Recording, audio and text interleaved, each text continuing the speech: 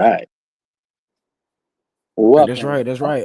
Are you doing We it? are definitely here. We are definitely here again on this good YouTube channel. It is your two favorite hills featuring the beard Wherever the shooting the hell he is shit.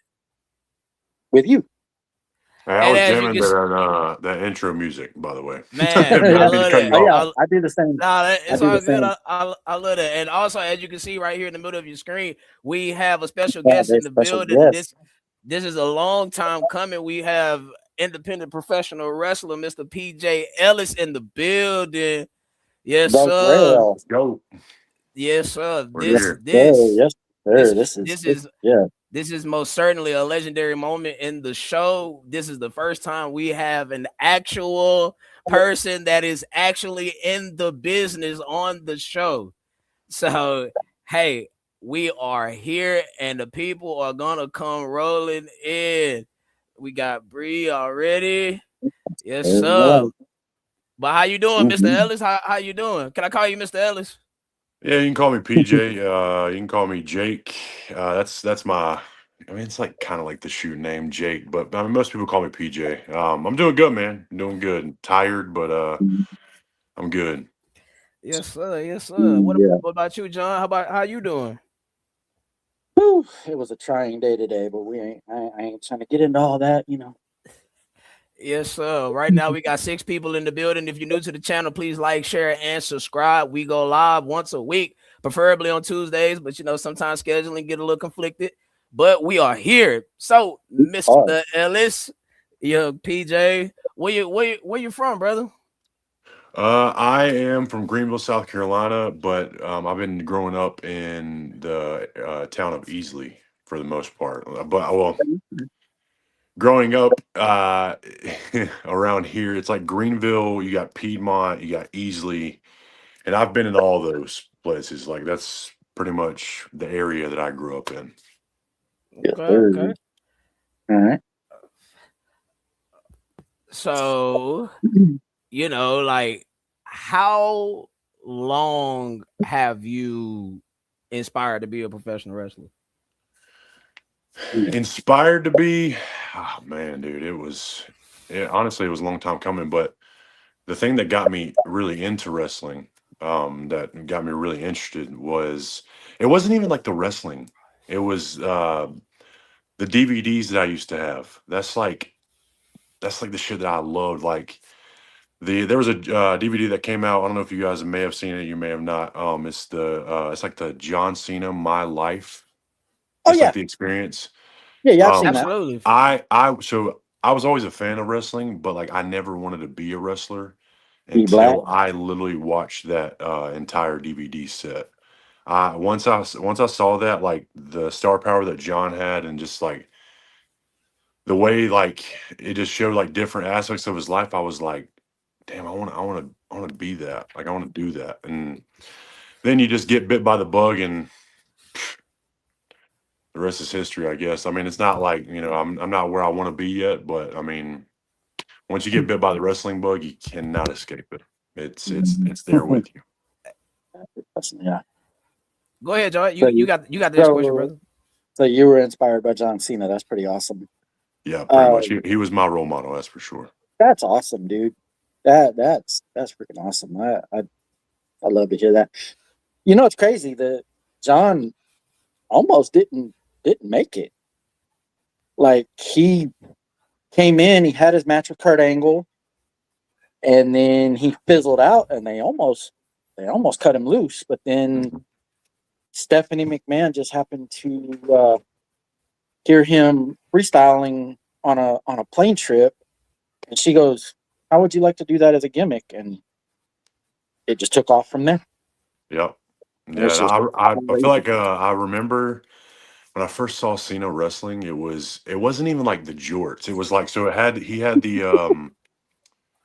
the tights, which I wasn't really watching it like that, but I knew of wrestling. Like when I first started watching it, it was like I seen Austin and Rock, but I was like super duper young, so I can't remember really that much about it. But when I first saw Cena, it wasn't even Cena in jorts; it was Cena in pants. Did you guys ever see that?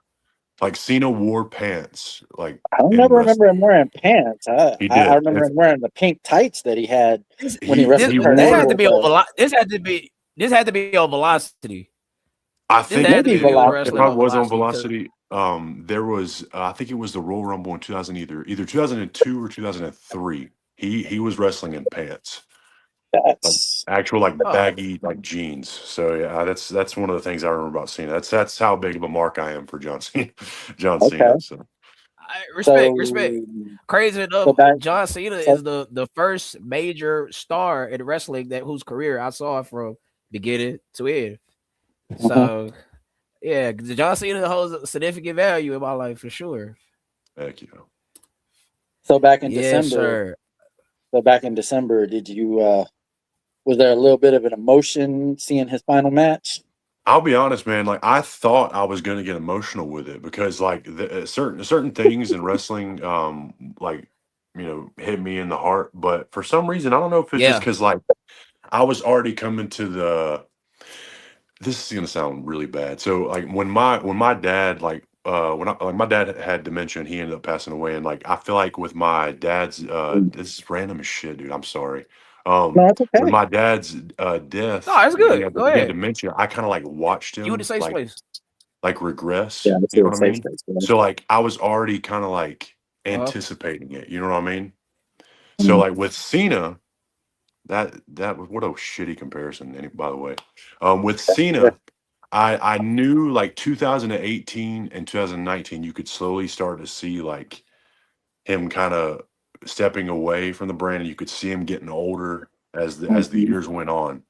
And it was only like a matter of Yeah. time. So I'd already kind of was like saying goodbye to the Cena character.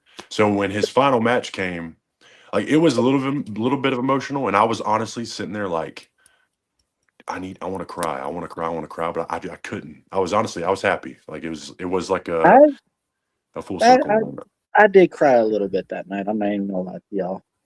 It's just something that I've seen from beginning to end. But I mean, the difference with me and Mike is you know, he started in 2002, so he got to see Cena when he first started. I was watching way before that, because I'm 48, I'm 49 years old, bro. So I've been watching wrestling for years, but I've never seen a character like John Cena Yeah. who just captivated everybody for as many years as he did. So to hear that he was your inspiration, that's fucking awesome, dude. Yeah, man. I loved Okay. Cena and the whole entire character. I got you. Top three Cena matches. What's your Number top three Cena one, matches? number one would be him and JBL at Judgment Day. That I Quit match was Respect. fucking phenomenal. I'll Amazing. never forget. Like Respect. I feel like I can call like spot for spot on that match. I watched that like 15 times. I would say Cena versus Punk and Money in the Bank. This is like all like like the matches people know, but Well, they're so iconic. They're yeah, fantastic. it's your list. It's your Um, list. you got Cena and Punk, and then I would say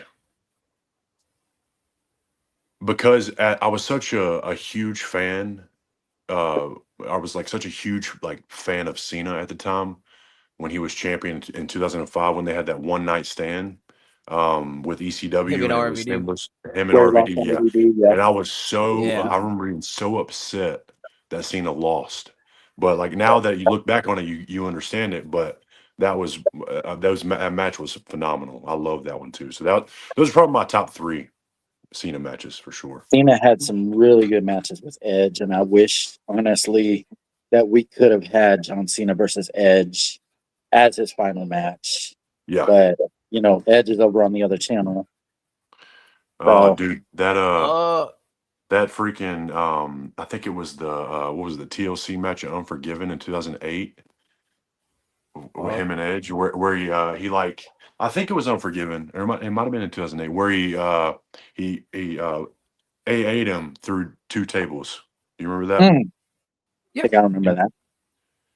It was a title match. It was like I think it was a ladder match. That's what it wasn't a TLC match. It was a ladder match for the WWE No, you're right. Championship.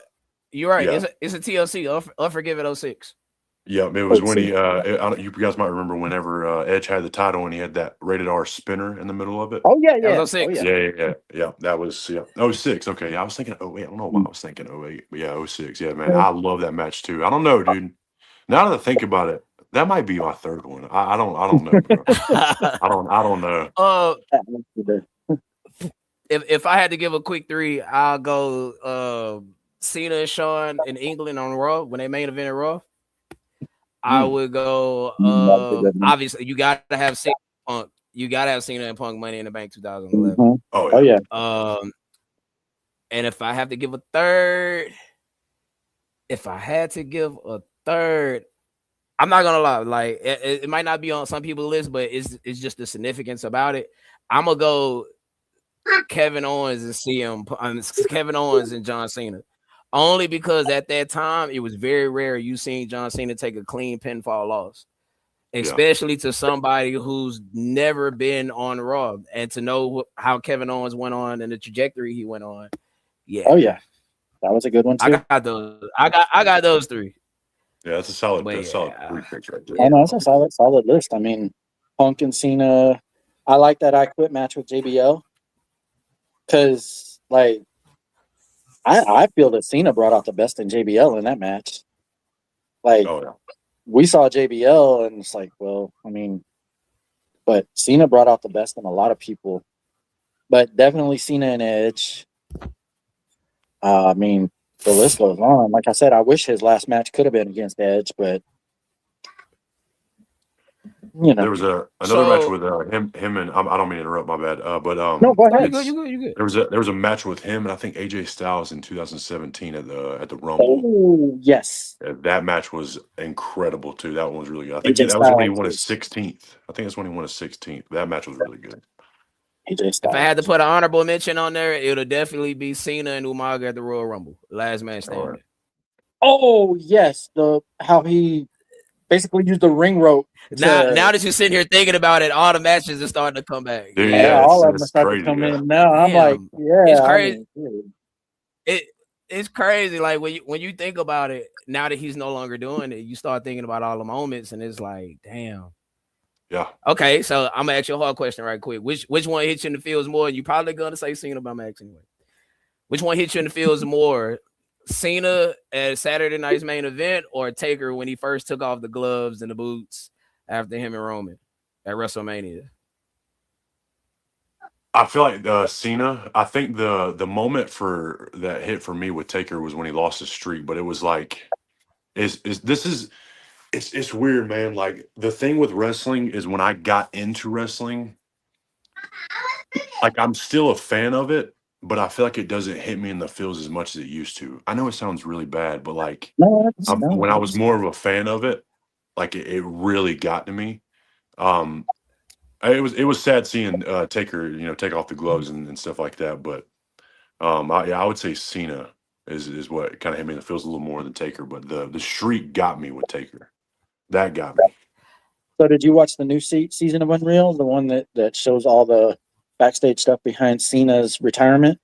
I actually think I just I'm about halfway through with the 3rd season. And I think it just finished up like Cena's segment where he had his last match with Gunther and everything, and which was really cool to see all the backstage and stuff. I think it's funny how Twitter, if you guys remember, Twitter was going crazy about how he lost the last match. I truly believe, because Twitter was like pissed off at Triple H and all that stuff. I think we were too. I think that Cena, this is my belief. I think Cena was pitched that, and Cena took it and said, "Yes, let's do it." And then it happened, and then Triple H caught so much shit that Cena was like, "I'll take it. I'll take the blame. I'll say I came up with it." Which then made him say that he came up with the idea of Gunther tapping him out, and while he smiled, being the guy that gave up, yeah. So I didn't like that necessarily, but I mean, I don't know, man. If it was actually a Cena call, to me, it's not it's not what happened, as in Cena tapped. It's just how it happened. Yeah. Like it just felt so underwhelming. Like I'm not saying it gotta be a hope spot where they're tugging back and forth. Is he gonna tap? Is he not? Is he not? Like, but just to smile and do it though.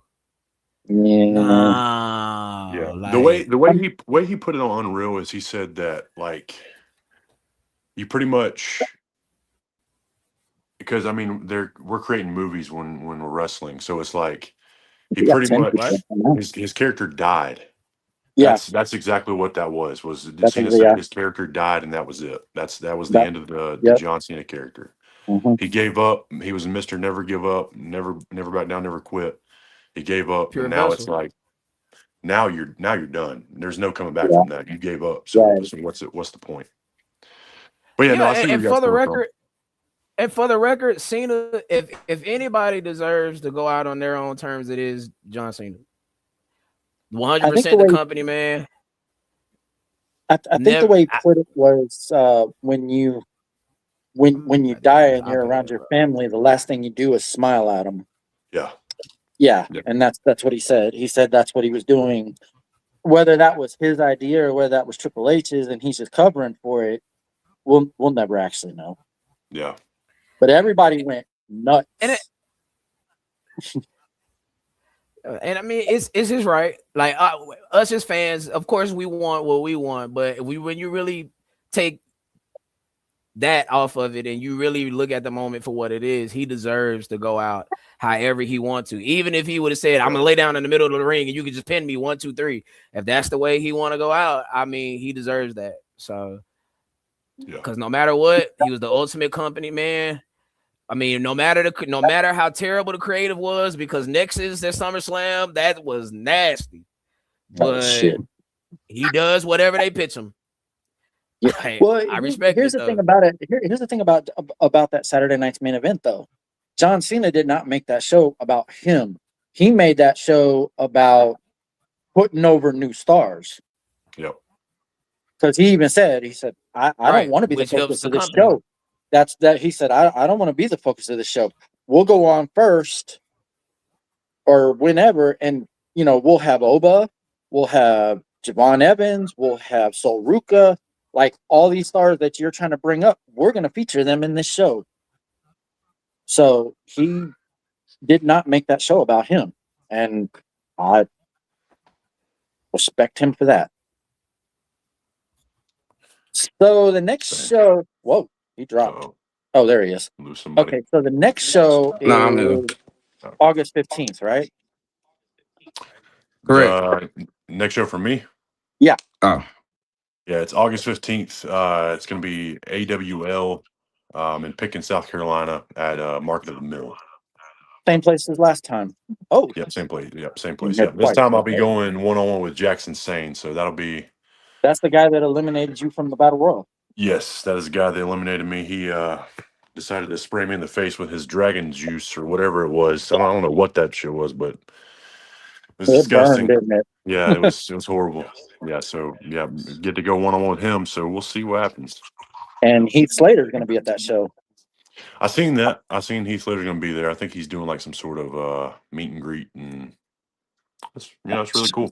I think it's dope that AWL brings these stars in, and it really helps out the brand. Honestly, helps out the wrestlers. I mean, it's good business. Like the truth is, I'd like to maybe do something, where I promote you guys. Show up to the shows, do interviews and stuff like that, like I did with you. So, but and it's as far as I know, it's go ahead. August 15th, right? Yeah, Yeah, August 15th. 15th, yeah. I'll get you the flyers and stuff from Facebook. As far as I know, me and Domi are going to go to that show that night. And then that's what happened. That's what we said last time we talked. But yeah, Heath Slater will be there, and I'm looking forward to you getting your revenge on Jax. I'm gonna try, So man. let me, I'm going for it. PJ, let me ask you this. So where exactly do you see PJ Ellis when it's all said and done in professional wrestling? That's a great question. I want to give you this like crazy, inspiring answer. I Mhm. feel like I know what I want, where I want to be. Okay. It's just I guess it's like the stamp I want to leave on wrestling. It's the same exact stamp that Cena left on wrestling. Is like he's that guy that changed it. Which I mean nowadays it's very hard to because there's so many unique and special talent. Um, but man, I just want to be the best me I possibly can be. Right now, what the answer I can give you is the best me that I possibly could be. But in the end, I want to look back with no regrets because I feel like right now, I'm 6'6", 280 pounds, and one of the biggest things that I get when I'm just in public is, I get the question, did I play football all the time? And that is one of the biggest regrets that I have because I was always an athletic dude and I could have played football, but I just never tried to. And I had the itch to do it, but I just passed on it. I didn't want to do it. And I regret that every single day because I don't know or not knowing if I could have went to college and played for Clemson and then went and played in the NFL. And, that could have been my career. But now that I'm in wrestling, I've been wrestling for right at 5 years now. I've been wrestling since 2019 to 2020, 2023. And then I took a 2-year hiatus and now I'm back. And since that 2-year hiatus, like I just want to be the best me that I possibly can be. I love the way he just had it. Now I'm back. Like You know. I just want to be the I best I love that. possibly That's can be. So awesome. like the ending, like I have a goal in mind. I don't necessarily like to like I mean you like to have the vision of what or like the what do you call it? Me and my wife, we make these vision boards and she's like, Right. what you need to do is you need to get ChatGPT to put a WWEID t-shirt on you so you can manifest it. You know what I mean? And Yep. I feel like manifesting, it works to a certain extent, but me personally, I like to hit the goal. And once I get there, then I set the next one. So like I'm setting small goals right now. I'm not really focused on like the end. So that would be my long drawn out answer to tell you. um Nah, yeah, I'm that's digging it. that's that's kind of that's kind of where my head's at right now with that. And your wife, she's your biggest fan, right? She is my biggest fan. Yeah, which That's actually awesome. I will. That's where we met. I was going to tell you guys before the show, but I figured this would be the good time to That's pretty awesome, tell dude. you guys. She was actually a wrestler. Mhm. She trained at the same training school that we did, or that I did, which was 3 Count Pro Wrestling. Have you guys heard that promotion? I've heard the name. I've heard the name here and there. Yeah, so 3 Count Pro Wrestling. It's a promotion in Greenville, and basically they've trained some guys. And Sammy was actually that's her name, Sammy.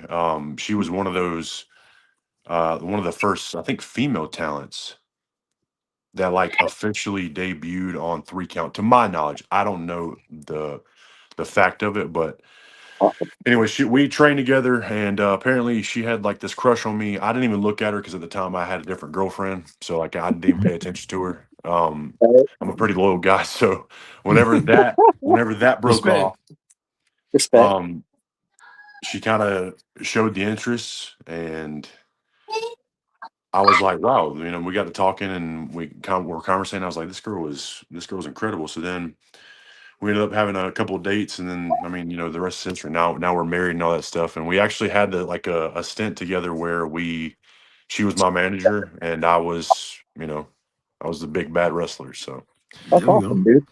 yeah. That is pretty awesome. Jeez. Yeah, she was peddling your merch at the show last time. Yeah, we gotta get us some PJ Ellis merch. Where can we get us some PJ Ellis merch from? I Oh, meant to get your shirt last time and I yeah, I forgot. gotta. I'll be honest. Sammy, she almost got fired that night because she gave like 6 or 7 kids some 8x10s that 8x10s aren't they're not that cheap now. You know what I mean? Like this is where the money's being made, honey. You know what I mean? But like she was giving them Yeah. out like it was candy, and I'm like, honey, this is some merchandise. We need this is how we can invest. You know what I mean? I can get some new Yeah. gear if I make some money off this. So, but yeah, no, I got it at my merch table. I got some 8x10s and some t-shirts. I got some hats in the work right now. Because I'm a hat guy. I love wearing hats. So Yeah. This is I a got hat that in the channel work. for sure. I I got some usually hats wear in a the work. hat on this show, but I wasn't really sure how you would feel about it. But Man, hey man, look, you guys before we came on here, you said, "Hey, be you." I want you guys to Be be you. you. that's right. That's it. But that's it. That's him in real form. Right, This is right me. there. This is me right here. This is my Hey, life. I Dr. Pepper mean, Zero right There we go. There we go. We gonna get but endorsed by Dr. Pepper. We here. gotta cut you I in. know, right? August 15th. Yep, August 15th at the Y'all Saturday Okay. excited? night, and I plan to be there. So I got two more questions for you. Yeah. Um, what's a dream match for you? Not like who would you love to be in the ring with? Currently, right now, I'd say Gunther. Gunther is a guy that I watch and I'm like, man, that dude. I just want to see how it is working with Gunther because like You want that talk, don't everybody, you? everybody that So works with him.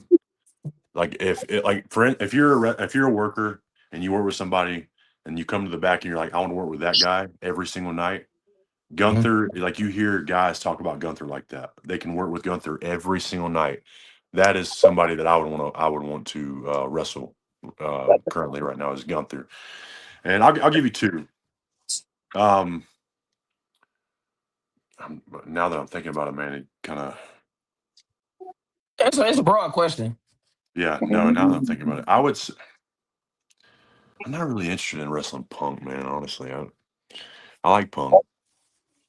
I don't know. No, I think it'd be Punk because he's done so much. He's been in so many different companies. And he's experienced so much. A guy getting in the ring with a guy like that, that would be a lot of fun. So yeah, I'd say Punk, well, Gunther, and Punk.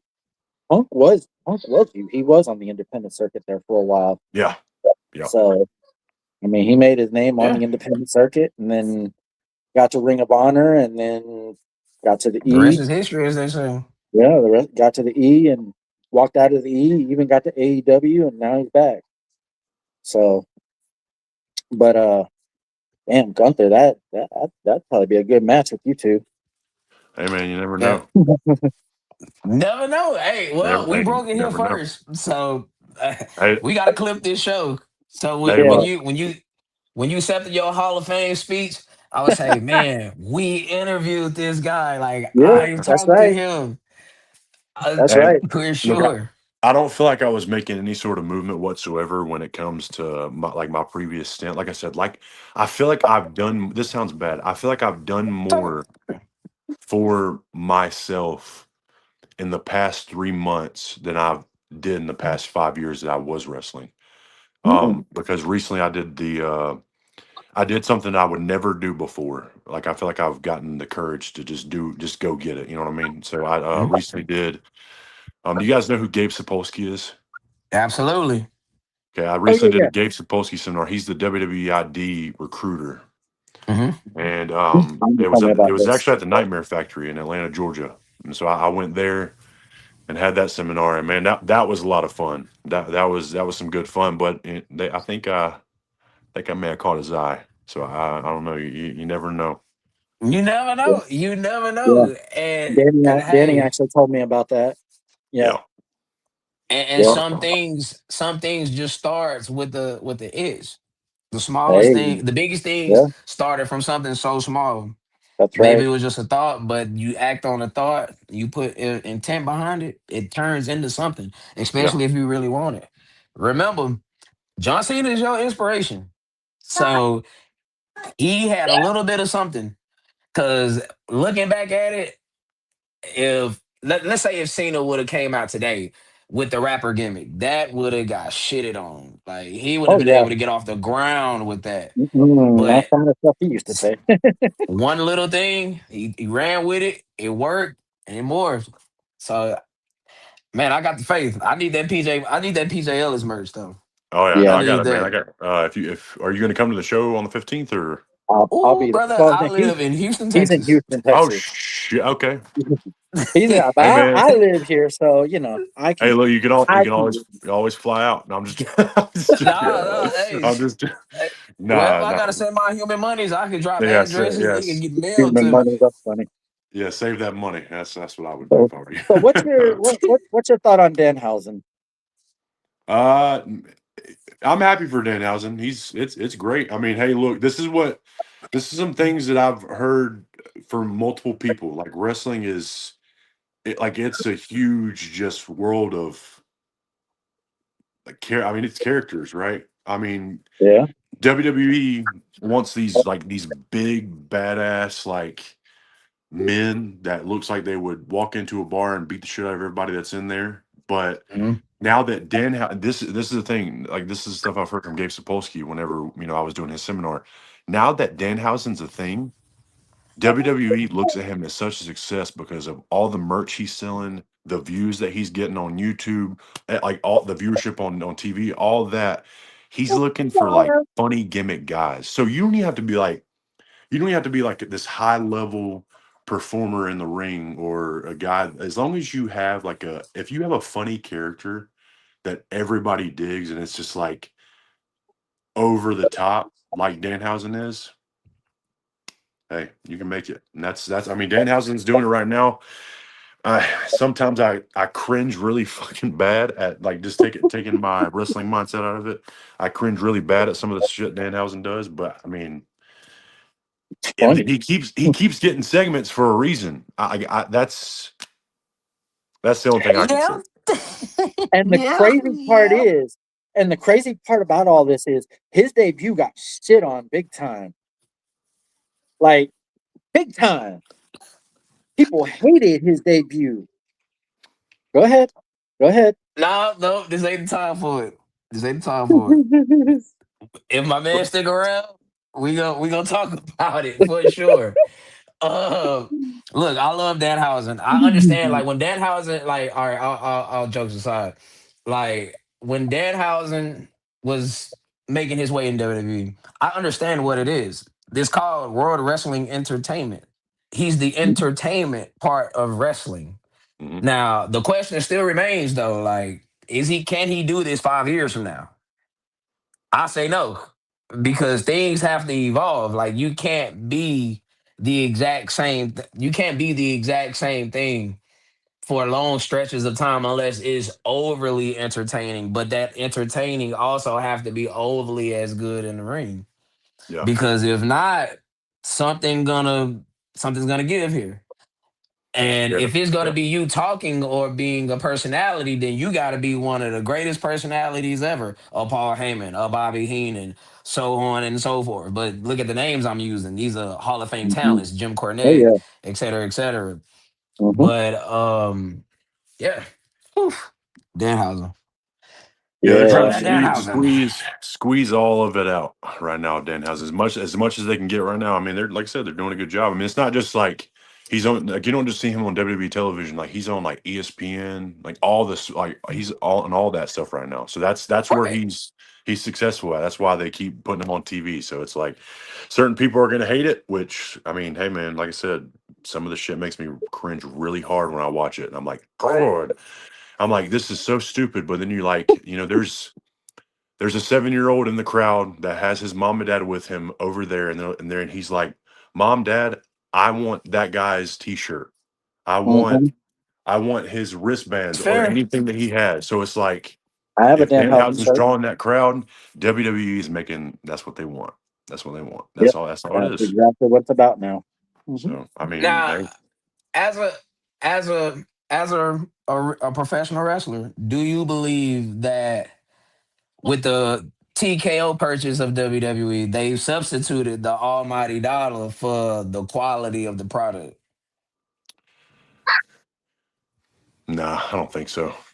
I don't think so. Respect. I think it's still I think it's still all about money. I mean, hey, they're TKO is just a different way of presenting it into like a worldwide brand. I feel like once it was taken, I mean, I feel like it was TKO is so big that it kind of took that stink away with Vince McMahon, and since Vince is out of the picture, it's just rebranded. That's that. I feel like that's literally it. And I mean, I don't know too much about the financials and all the other BS that goes into it, but I mean, hey, they're pulling up from what they're telling us. They're doing record numbers. So Yeah, they're a profitable business. That's what matters at the end of the day.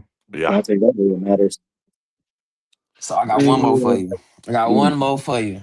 All right. And You I'm sure every give me one more, and I'm gonna talk about. I want to talk about the thing that bothered the shit out of me that I saw on Monday Night Raw. So let's go. You give me one more. Oh, Oh, okay. yes. Yes, sir. We Okay. might be high fiving after this because, brother, we going to talk about Monday Night Raw for sure. There's a million things that bothered the fuck Hey, out of me, but if you want to stick around, you're more than welcome, brother. every wrestler I feel get asked this question, and there's a genuine consensus about it. Do you prefer heel or face?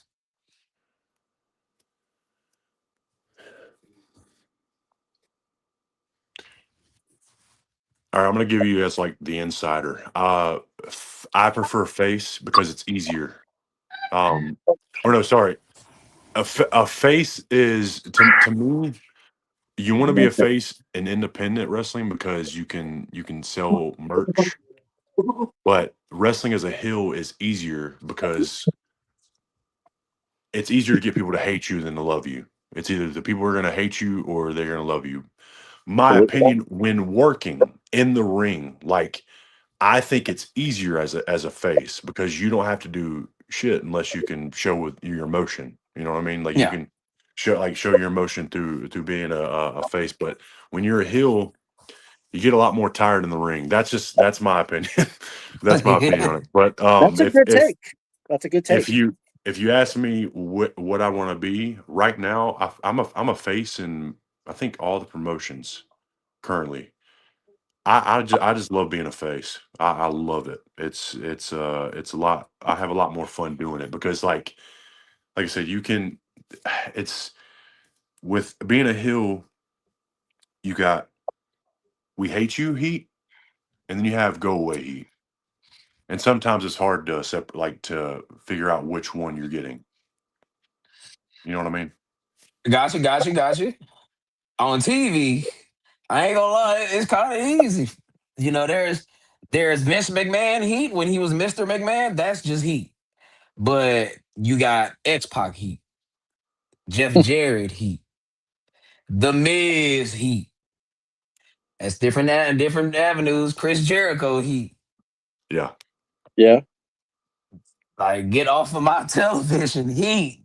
Vince Russo in 2000. Why are Oh you yeah. even on TV heat? Right. Like, Exactly. Who That's the booked heat you this don't shit? want. You don't want that stink. You don't yeah, want that. man, You that's don't want that tough. heat where you don't want that heat where somebody's looking at you going, "Man, who booked this shit?" Yeah, somebody Yeah, said, there we go. Vicky Guerrero yeah, heat. Big Drew heat. Yeah. Oh my That's funny. There god, we go. she was so good at getting heat. Oh yeah. It was good at first, but after a while, we were like, "Excuse me, excuse Yeah, that me." It's starting to that's like become the Ron nails on a Simmons dam. chalkboard. That's like nails on a chalkboard. Yeah. You said it started becoming the Ron Simmons what again? Her gimmick, the excuse me gimmick, started to become the Ron Simmons dam. Ron Simmons dam was the face thing. Like when you see him go damn right. That was great. We loved that. When you see Yeah, Big come out there and say absolutely. excuse me, you hated it. You were like Yeah, fuck. you fucking do that shit. Yeah. All right, so tell us what you hated about Monday Night Raw. All right. So Hold, hold, this come. Hold on, brother. Hold on. Let me set it up. Let me set it up. All right. All right. We are moving on to the Raw review of the program. Raw came to you live, Los Angeles, California, in the Intuit Dome. Something about this LA, man. Something about this LA. Now, before we start, thumbs up, thumbs down, thumbs in the middle. Where we going with Monday Night Raw? I'm going double thumbs down. I seen one segment, so I'll do this. I seen one segment of Monday Night Raw, so it's like that. I'm just kind of waiting on that one segment, and then at that point I will be useless to the conversation because I did not watch anything else. But That's there's okay. one thing that I saw, and like I said, It We drove me can, crazy. we can take thumbs up there. No, that show. Absolutely. I'm sorry that if that was a go home show, then I really hate to see what they're gonna do. What they're gonna give us on Saturday and Sunday. Okay. Mhm. So I'm starting out with the worst fucking segment I've seen in ever, bro.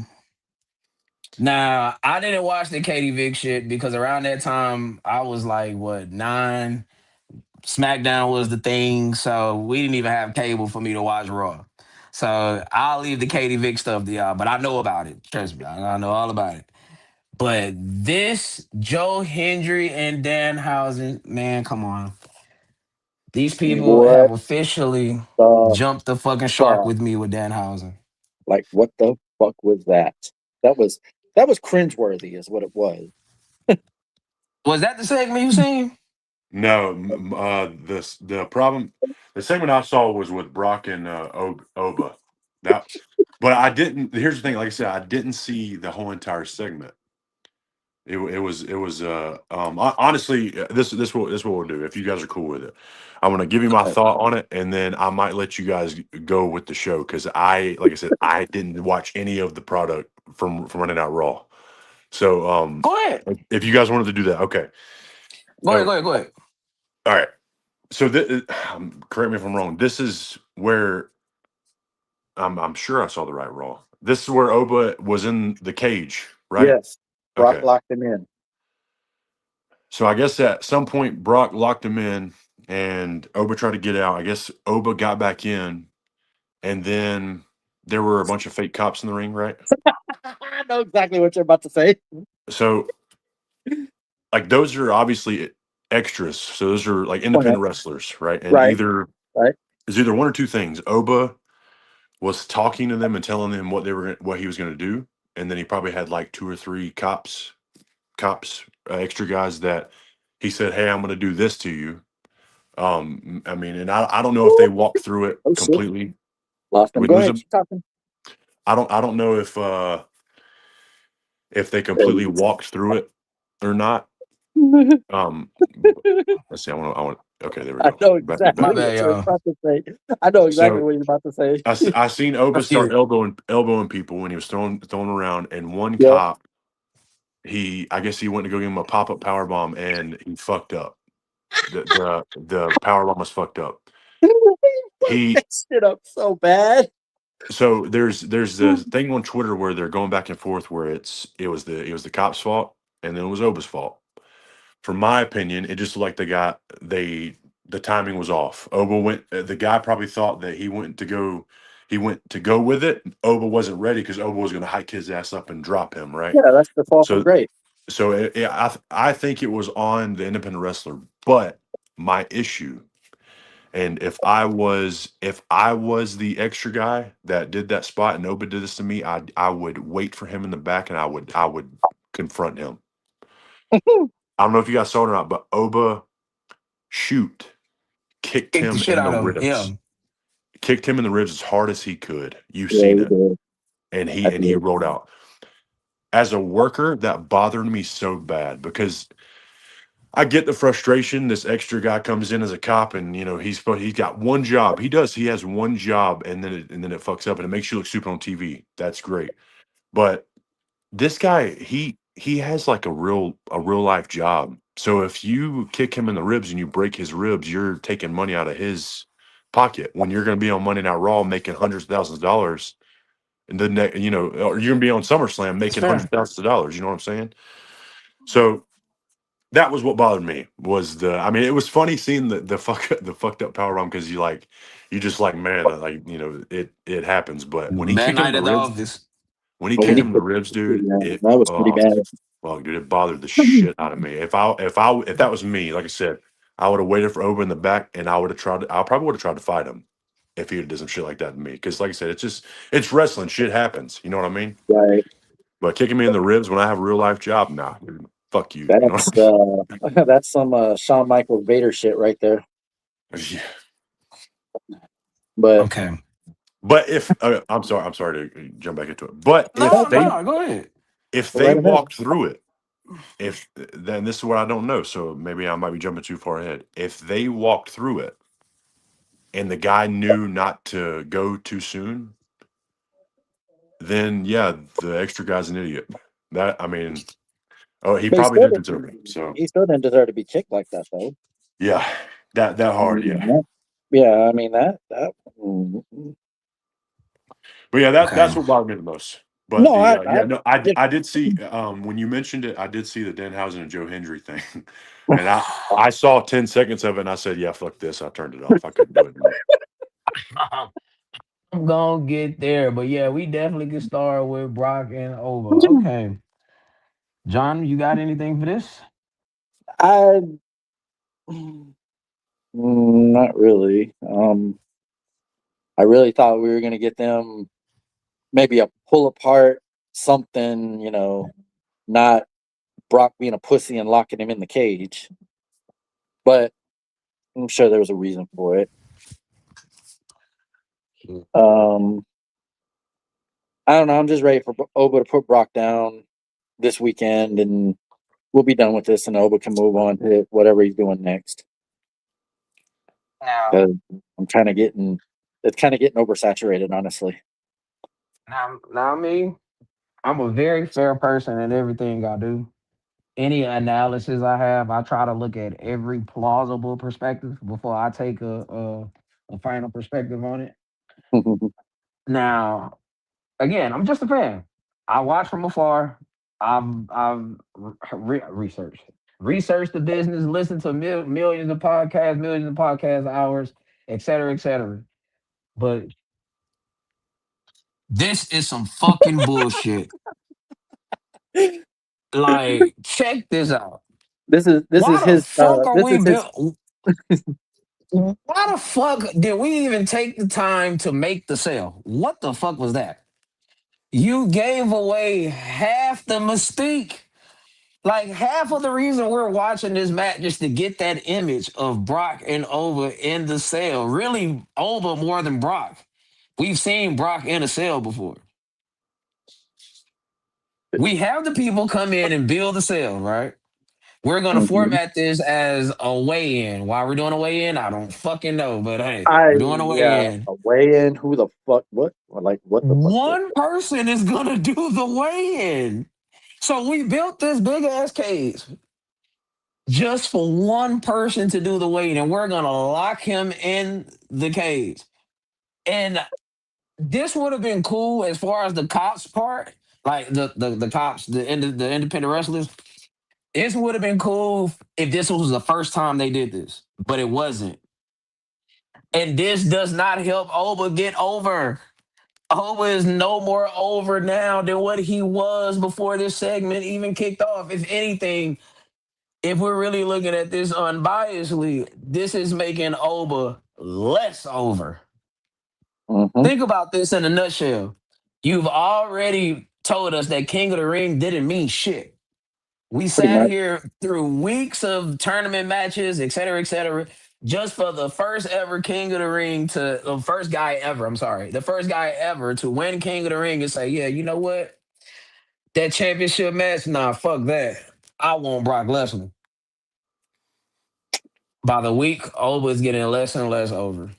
Mm-hmm.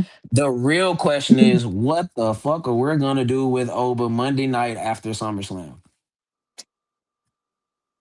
That's a good question. Just so we're clear. This is his thing where he says he's going to go to Stanford and Me and put a Triple H gun to gotta have a Triple. talk. He's gonna put a gun to Triple H's head in a ski mask. That's why he wears that. Figuratively speaking, this is I'm serious. I got to say that. I don't literally mean that. This is just when I'm upset with this bullshit creative. This is my character I flip Yes. into. And I'm just offended as a fan that you give us this dog shit creative. This cannot be a TKO thing. And I say that because TKO controls the business aspect as far as ticket prices, merch prices, et cetera, things of that magnitude. They are not sitting in the creative room telling Triple H, hey man, we want Brock and Oba in a cell in LA we're gonna lock Brock, we're gonna lock Oba in there, and we're just gonna have him beat up the cops. This is a Triple H creative thing. And why was Triple H even there? What was the point of him to be there? Yeah. We should have knew this show was fucked the moment Paul Heyman mic stopped working. Twice. Yeah. Yeah. As soon as Paul Heyman was Twice. in it, yeah. Yeah. But Like, look, he had a microphone malfunction. Oh yeah, he was kind twice. of twice. Oh shit. Oh yeah. And the thing about it is like, yeah, Paul, and you could tell he was getting pissed off too. Yo, like, what the fuck are we doing? Like, we could have just did the obligatory pull apart brawl and just called it a fucking day. Like, if it, I'm no about no means a creative genius. I'm just asking that the creative you do give, just make it make some form of sense. That's it. Like, if the object is to get wrestlers over and to create new stars, you have to put them in a position to get over and be created into a new star. And I get when this is over, Brock is going to put over Oba, but we got to tell the story to get us there and let the story be compelling. But so far, this story is not compelling. Like, we're literally figuratively afraid of what's to come for Oba when this program is over, because you're not going to immediately transform him into a program with Roman. Nah, That's he won't get Roman. WrestleMania. That's a WrestleMania thing. Man, what are you watching over there, bro? That's just flashing and everything. I'm actually while you're talking, I'm watching the Lesnar and Oba thing right now. Oh, okay. I'm watching it without sound. I'm like seeing Oh, what okay. I know it's not Okay. like I'm leaving out the context, but at the same time, it's like you can tell what's going on. It just Oh, it just yeah. kind of it Okay. does look ridiculous. Like why is if Lesnar's not going to step in there and weigh Why are we himself, doing this? I then didn't what's the understand it. point? I didn't understand it at all. As soon as he came out, he locked the damn cage. I'm like, why? I'm like, okay, cool. So that means Oba's about to bust the door off, right? Yeah, cool. Right. Yeah, That's no. exactly what I said. I was like, oh shit, Oba's gonna bust the door off. Wait, what the fuck? See, that would have made him look like a badass. Yeah. Okay, look. The idea you're trying to create is correct. It's just the way you're executing the idea, it makes no sense. Like, if you're gonna go that far, because he's beating up cops. The image you're portraying is him beating up cops. Wouldn't he get arrested? Pretty much, I yeah. mean, that's what Wouldn't he I get mean. arrested? How many times did Stone Cold beat up some cops and got arrested? I Yeah, mean, Austin did less, but they put him in cuffs and it make him look like a badass. but Has the no, build up between Brock and Oba, has it been Oba's been trying to get his hands on Brock and Brock's not allowing him to? Because to me from just this segment, it looks like Brock just kind of toying him, and they want to build Oba's going to get his hands on him, and Brock is not going to let him. Is that Brock already dick kicked Oba and Oba, F5'd him. yeah. That's where the talk shit gets hit shirt come from. I'll have that. I'll actually have that Which was a when I come pretty to the good show. segment. which was actually a pretty good segment. Brock cut Like, a and fucking promo. this is a reoccurring thing with the Triple H era of creative. It's you can book a great moment. Like, he could tell PJ Ellis that you're gonna, like, he can put you in the main event at WrestleMania. He can make you look like $1 million fucking. The problem is when you come out on Monday Night Raw, what is the fucking creative? What is the follow up? The yeah? follow up is more important than the moment. Because the follow up, you remember the moment, sure. Right. Right. Trust me, my favorite moment, my favorite WrestleMania moment of all time, Eddie Guerrero, Chris Benoit hugging each other in the middle of the ring is what it symbolizes. It's what professional wrestling is all about. It hits you right in the fucking feels, minus what we know what's to come later. But just keeping it in the realm of professional wrestling, you know what that moment means. It Yes. means something.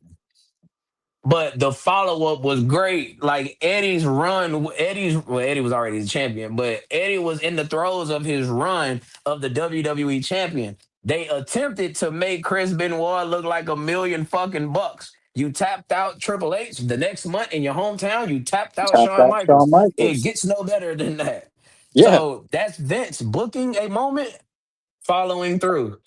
Triple H, who do you learn from? Vince McMahon. So you book the moment, you follow through. but that's not what he's doing. Is it What Brock's about last over? stint? Is this what's happening?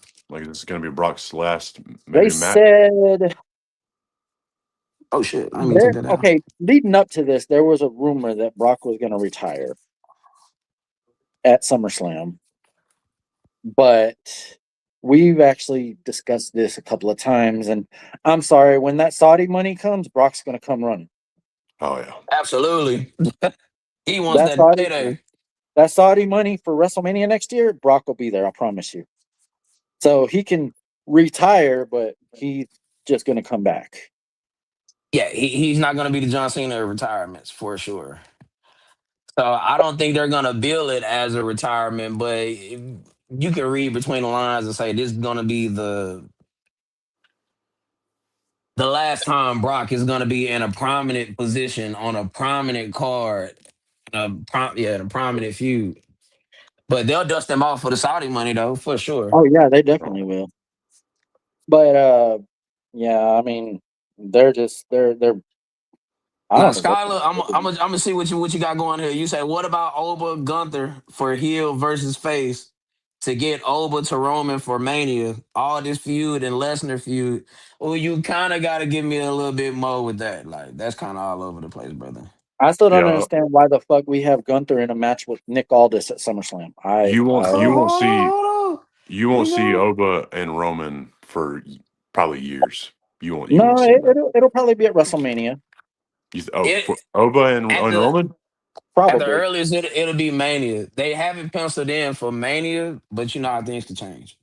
And they're in Saudi for Mania, so they're gonna sell the shit out of that. 'Cause It's like, I know Meltzer is not everybody's greatest fan. I know Really everybody's like not this the biggest dude, fan of Meltzer. Dave Meltzer, but Dave Meltzer's on a hot streak right now. Like he called that they was gonna book Seth and Roman for SummerSlam months ago, He and did. he was right on the money with that. He said that they was gonna go Brock and Oval SummerSlam. He's on the money with that. So I'm just gonna. That's what the tea leaves is saying. I would have Obviously, things rather could change. I would have rather had Brock screw Oba out of the King of the Ring finals, and then Jay win and challenge Roman. That's what I would have rather happened, other than this bullshit that we got. But Now, next, mm, hey guys, I hate I to have to. I hate to okay, jump off here, but I'm gonna have to get going. that's Good fine, brother. talking. All good, brother. Hey, Man, just I appreciate you coming through. we Absolutely, definitely man. appreciate you. I'll be in touch with you about other appearances if you want to. Yeah, man, just hit me up. Absolutely. That Like I said, I had a lot of fun on here with you guys. So I mean, I'm went 30 minutes over, so I was like, yeah, fuck it, yeah, let's do it. So yeah, I mean, like I said, That's hey, all I I had good, fun man. chatting appreciate with it. you guys. Hey, if you got any promotional things, just send it our way. We'll promote it. If you got any merch on Wrestle Tees, send that so we can promote it. We can get it out there. I definitely need to give me some PJ Ellis merch. Even Yeah, if it got to get mailed to me, it is what it is. We got I'll Hey it. get man, it. I'll get it. Mail it hit to me you. up. So. Hit me up. I got you. All right. All Are you on right, man. Twitter? I don't really like Twitter like that. Twitter is, man, it's toxic, bro. Like I I got you, I can't could cuz. like I could it's probably I'm put toxic. not us in on a group. IG. I could probably put us in a Facebook group message with each other. Yeah, All right, that's yeah. cool. That's cool. That's cool. That's cool. That's I cool. could That's do cool. Because that. I don't have IG. I need to give me an IG. Hmm. All right, Yeah, man. But It was great having you. It was a long time coming. I could tell you that. facts. But Yes, sir. One yeah, more time. Independent wrestler from the PJ South Ellis, Carolina, ALW's own PJ Ellis. the He came through Grail. here, shot the shit with your boys. That's right. sir. I appreciate you guys, man. I had a lot of fun. Hey, next time let's try to set it up again here soon. Absolutely. Absolutely, brother. I'll, Anytime. More than I'll welcome. let you know. I'll let you know every week, and you just let me know if you can make it. Sounds good. All All right, right, fellas, man. I'm out of here. All right, brother. Have a good one, brother. Deuce. All Yes, sir. right. Fuck Okay. yeah, that was awesome, dude. That was awesome. I ain't gonna That lie. That was. that is Oh a yeah, that that is a was. historic moment in the That was show. a historic That fucking is a moment. historic moment in the show. But And I that's ain't a done. week, I'm on and that Triple and H that right ass. there. that is a week before our anniversary show next week. Happy birthday to the show. But now Happy I'm back on birthday to the Triple show, H dog. ass. Here Bring we your go. motherfucking ass over here, Paul. Yeah, I ain't calling you Triple H. You Paul now, son bitch. Bring your nasty ass over here. That had to be one of the most shitful episodes of Monday Night Raw I've seen in a long fucking time. And you gotta be one of the man. Look, fuck it. You gotta be a WWE dick sucker. Pause. If you tell me that was a good show. Again, we just had a real professional wrestler on the show. He's in the business. I can't argue with his perspective on professional wrestling because he actually does it. That's I'm right. just a fan. We're just fans. We're just We people are. watching from afar. But I have a logical brain in my body. I have it. I have it, bro. Anything that makes sense is easy to explain. Anything that is bullshit is hard to explain. You cannot possibly explain to me in the matter of 2 fucking weeks, you've made Danhausen go away heat. Like, this man has to get the fuck off my television. I don't want to see him. I don't want to see him. Like, I don't mind seeing him like on the YouTube shorts and this, that, and the third, the shit he do backstage when they're, in between shows and all that. That's cool. But I'm talking about being on the fucking show. We finna run down this SummerSlam card. Let me show you what type of bullshit Triple H is on. Yeah, we finna run down this card. Absolutely. And look, it's not what you fucking see, it's what you don't fucking see. So let's go through it right quick. First Oh, my match. man. Matter of fact, we gonna do some predictions too. We gotta get the My man is SummerSlam predictions. on. My man is on his shit tonight. Oh, absolutely. Oh yeah, absolutely. Absolutely. Woo-hoo. Absolutely. Oh, absolutely. Hold on. We're gonna start with this shit here. We got Solo. I ain't gonna put his whole name in there. Solo, LA Knight, yeah. Royce Keys versus the Versus Bloodline, man. We ain't pretty gonna, much. you know We who's in ain't the gonna Bloodline, fucking man. no. It's the bloodline. You know who's in the Bloodline. Jacob Fatu and the Usos. Who do you got? How do you like them?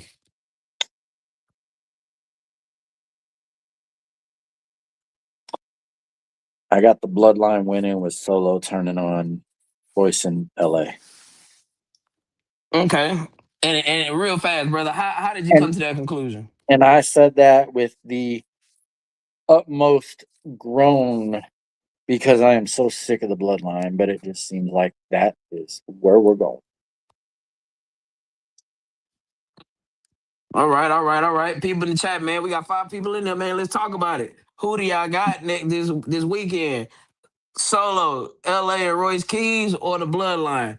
Now, considering the Bloodline left, LA Knight and them left the Bloodline land, history tells you that I'm going with the Bloodline. But I don't think it's gonna be Solo that's turning. LA Knight. I think it's gonna be Royce Keys. I think they turn Royce Keys heel because right now they got a good thing with Solo becoming a babyface. And Solo done portrayed this heel character for the last 3 years. It's time for a change. Like, you've already established that as a heel, your ceiling is here. As a babyface, it gives him a whole different ceiling, and he's actually damn good as a babyface. I think he's good as a babyface. Like, the shit he does, like, we pew pew pew. That shit is funny. It's different. Like, he has a natural personality and charisma. Like, I like Jay. You know how Beauty feels about Jay. Respect. Well, But here's the thing with Solo becoming a face. Like, okay, when Solo was a heel, all right, you'd always see the shit at events and shit where somebody would say something to him and he'd say something snappy back. I saw a yeah, video the other day. I saw a video the other day that my wife sent me mhm. of this lady going, "Solo, can I have a hug?" And he Like, walked up to her and fucking hugged her. Like, that's not some yeah, heel yeah. shit. He was sitting under a cricket tent. Yeah. And she's like, Solo, can I have a hug? And he's playing a face character now. I actually can get behind what you're saying with Royce Keys. I can get behind that. Yeah, I mean, why not? It's different. That's the most I can say about it, and it keeps Royce Keys in the main event picture. Like, if he's not in this feud, where does he go? He's just gonna be in the mid card, the lower mid card, fighting for Royce the Keys U.S. belt pin or Jacob. something crazy like that. Ooh, Royce Keys pin Now, Jacob. That'd be interesting. Hmm.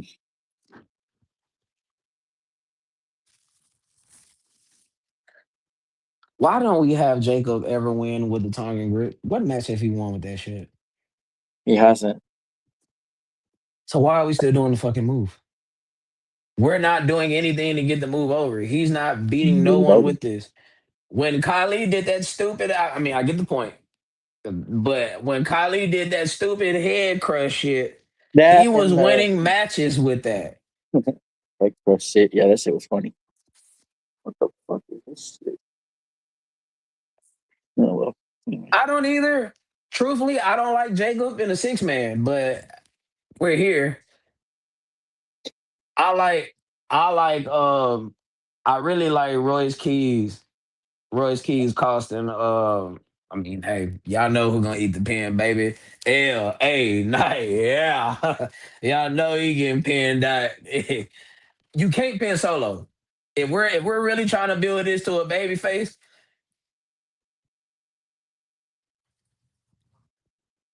huh? If we really trying to build this to a baby face, you can have Royce Keys turn on Solo.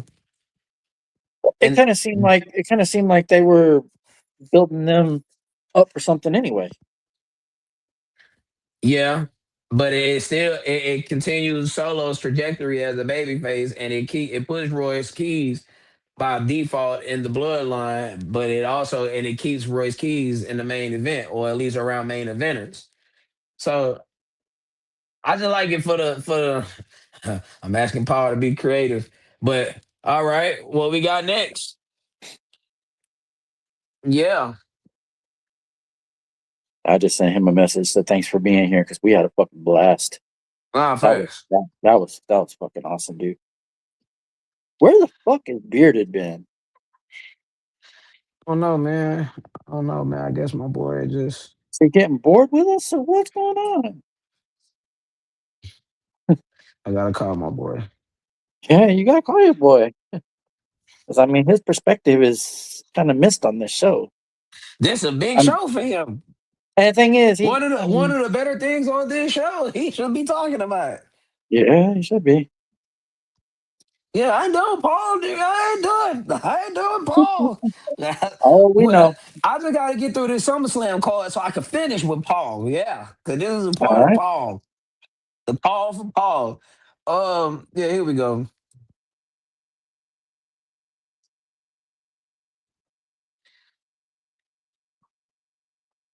Who we got in this interim championship ladder match?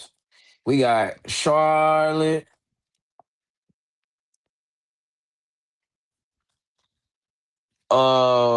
Who we had? Charlotte, Tiffany, Strat. Charlotte, Tiffany, Jade, um, Charlotte, Tiffany, Jade, and there's one more, and then we got one spot left.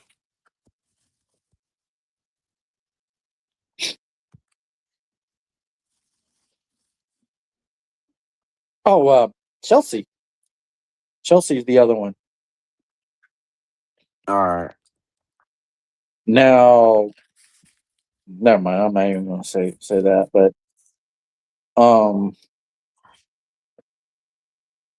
yeah. Wicked stuff. All right, here we go. Actually, I'm going to say something really fucking stupid right now. I keep hearing I'm AJ listening. Lee is going to be the fifth. Is going to be the fifth. Is going to be the fifth. I don't know why, but that's what I keep hearing. I don't know why, Or what? You want me to Though? you want me to stay in this ski mask?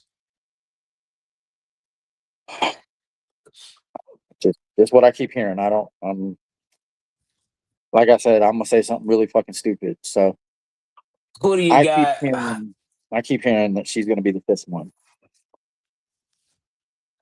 Jay, Charlotte, building their own thing. I don't think either one will win. That's fair. That's I'm with fair. that, Scholar.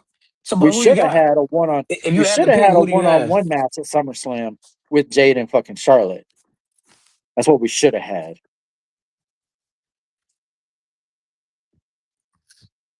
Tell you, Paul. Come on. Who you got? Who you got? Who you got coming out of this? I gave away my prediction last week. I think I I said would. Charlotte.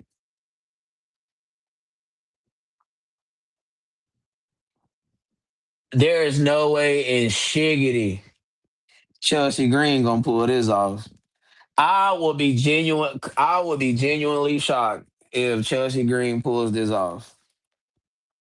Would you be shocked in a good way or a bad way? I'll be shocked in a good way. Actually, it'll be a good thing to me. I might be in the That, minority with that, but that's honestly it'll who I be a think's good. gonna win. That's honestly who I think's gonna win. You're going with Chelsea Green? Why not? Ooh, Naomi for the return win. Hey, I ain't gonna lie. Hey, brother. Hey, hey, hey, hey, hey! Hey, brother. You know You might what? be on to something here. You know what? That I'm gonna like and the there's blood still on that one. one more goddamn spot. There is still one more Hey, goddamn. Oh and wow! I didn't even this is the one way you could cause I actually didn't even make think this about that. make sense. You could make this make see Paul. I'm gonna lay it up. I'm gonna put the mask down just a little bit, not too much. I ain't taking it off. That's for damn sure. Now there is a story to be told there. Naomi never really lost her belt. She had to relinquish the belt. You could actually have Naomi beat Rhea.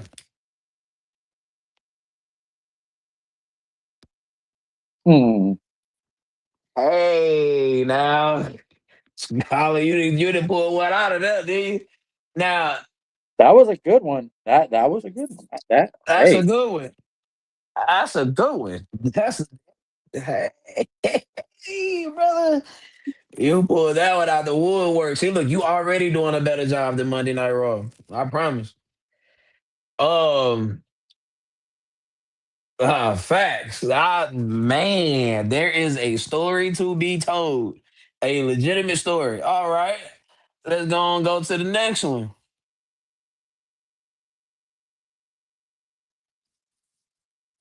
We got the best manager in 2026. that was a good one. Hey, Ver- yeah, the best manager of 2026. You ain't fucking lying. the the women's world championship. What we got going on here, man? Who do y'all like? How do you like them? Liv Morgan versus Io Sky. Please take the belt off of Liv. Please take the belt off of Liv. EO can probably do better with it than EO can probably do better with it than Liv has been doing. Please, please. Okay, I'm not even gonna fucking bullshit you. Liv Morgan is one of your best, and you are making her look so bad right now. Just take the belt off of her. Put it on EO. Charlie, you take it up for the Judgment Day? You said what? Are you taking up for the Judgment Day? Well, where is Bearded? I'm not taking up for Need the to hear judgment you day. say this. I'm not taking up for the judgment day. I'm taking up for Liv Morgan. I'm taking up for Gianna Dario. All right. She is one of the best wrestlers, women wrestlers that you have, and you are making her look like pure shit. Take the belt off of her. Give it to Io. Only one. Only one problem Seriously. with that. Only one Okay. problem with that. The creative ain't gonna change. What do you mean the Last creative year, angle? the creative ain't gonna change. The creative is shit. EO had the belt last year, Yeah. and the same thing happened. It wasn't 100 days, but she was in meaningless programs. Truthfully, when EO had the world championship, it didn't get good until that triple threat at WrestleMania. I'll be right back. Give me a second. I'm listening now.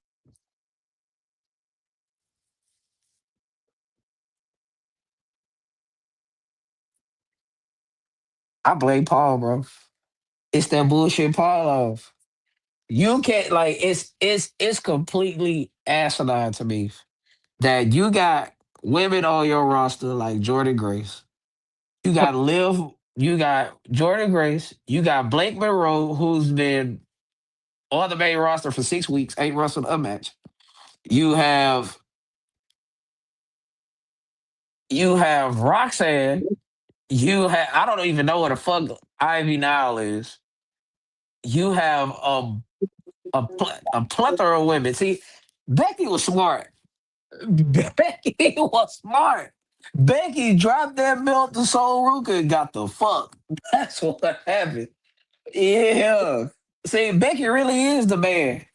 For real. Becky Lynch is the man. She dropped that belt to Sol Ruka and she bounced. She said, oh no, this ain't it.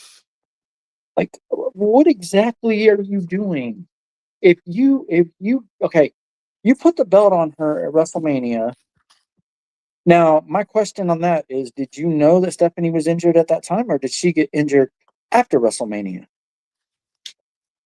Like, to me, though, it don't even matter when she got injured. Like, we're well beyond that. Well, Like, no, it's it August. looked like it looked like they were going to continue with Liv and Stephanie after WrestleMania. No, I'm not. Look. I don't think you understand what I'm saying. I'm not denying that either way. Rather, they knew that Stephanie was hurt, or she didn't, or she wasn't, or when it happened. Well, however, I'm saying you still got enough women on the roster to where Liv Morgan could be defending this fucking title. There is no legitimate excuse on why she went from WrestleMania to SummerSlam. That is literally one major pay per view to another major pay per view without no No title title defenses. defenses. And now in her first title defense, I mean, I'm not shitting on people in the comments. I know I love the people in the comments. But people are legitimately saying she should drop the belt. So technically, her first defense, she lose. I don't know, brother. I don't. That's exactly what I just said. I swear to God, I did not see your comment. I just put it on the stage. Like, it's still enough women to where call up Jada Parker, call up somebody, do something. Like, doing something is always better than doing nothing. Like, legit.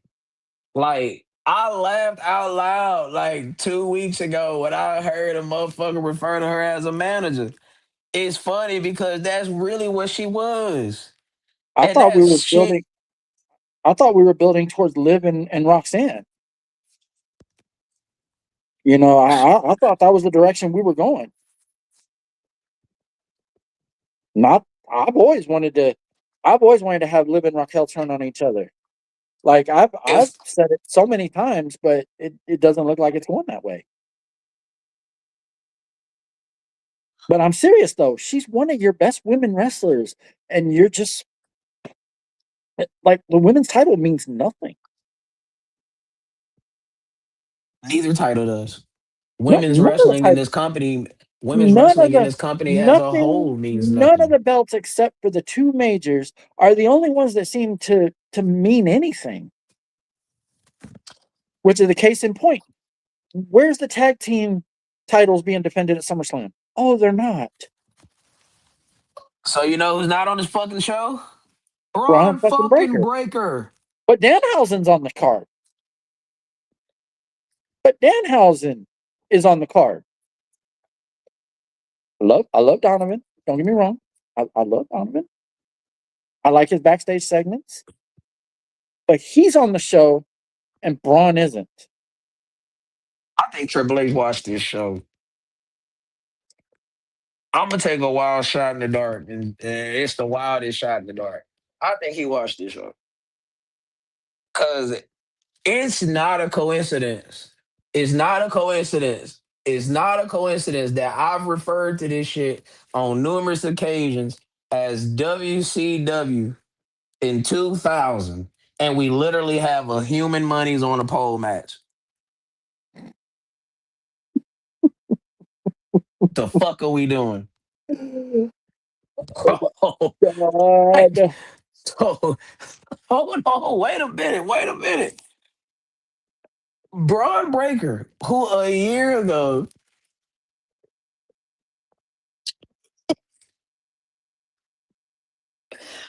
Braun Breaker, who a year ago, they was, man, look,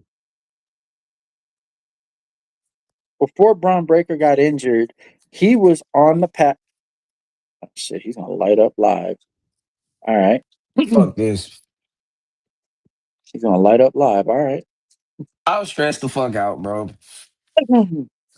Like, Braun Breaker a year ago was on the path to being a champion, and then he got injured.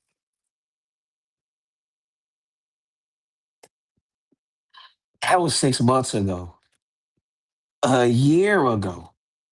Y'all was trying this motherfucker around saying he's the next big thing. He's gonna be a future WrestleMania headliner. He's supposed to be the next Roman Reigns. Motherfucker, this nigga.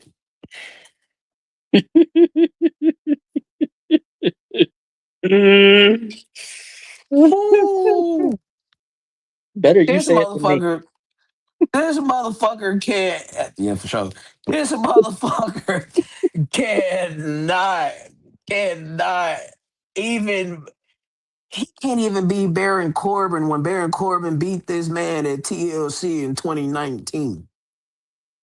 Ain't no way, bro. You cannot fucking tell me that the motherfucker who's being the third wheel to Maxine Dupree,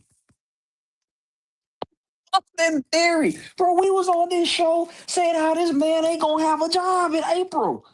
And Braun Breaker is under him in the pecking order. This is crazy. Like, I'm becoming unhinged, bro. Like, man, if this iPad wasn't expensive, I would have threw this motherfucker, bro. Like, this is frustrating. It's frustrating television because Braun Breaker, I'm not saying he's supposed to be Roman Reigns, CM Punk, Cody Rhodes, but he should be up there with the Sami Zayns, the Drew McIntyres, the I don't want to say Kevin Owens, I don't want to say Randy Orton either.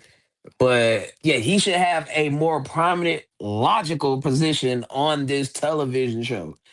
And the problem is, even saying something like put him on SmackDown, the same person is working the creative. What match have we got left, man? I ain't done. I ain't done with Paul. I ain't done with Paul. We got Chad Cable. We got Chad Gable versus Penta. That one has the potential of being the match of the night, but yes, we'll just have to see. Chad Gable. I'm going Chad Gable for that because you got to get the hometown thing.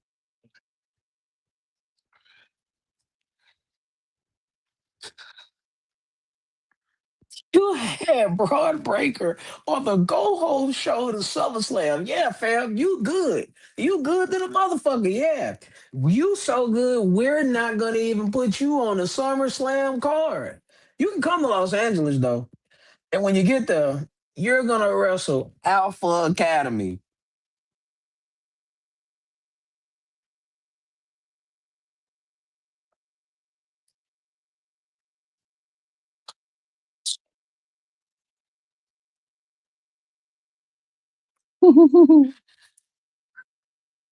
Chad Gable has to win this matchup. If Chad Gable loses this matchup, he's done. He's cooked. It's actually one of the matches I'm actually looking forward to, and they gotta have at least 20 minutes. None of this bullshit of giving them 8 minutes or none of that. Like this gotta be double what a WrestleMania is. Because remember with WrestleMania, a lot of people had like 7, 8 minute matches. No, no, no, we not doing that shit. So they need I can the go. I can go least with is that. 15 minutes. The least is 15 minutes. I can go with that right there. I can go with what Skylar just said. I can go with that. Respect, respect. But we're all in agreement that Chad Gable goes over.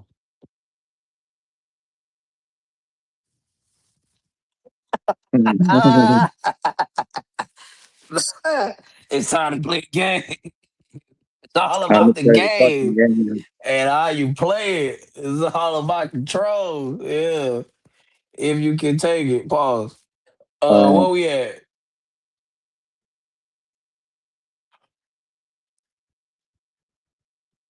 This is where we at, y'all.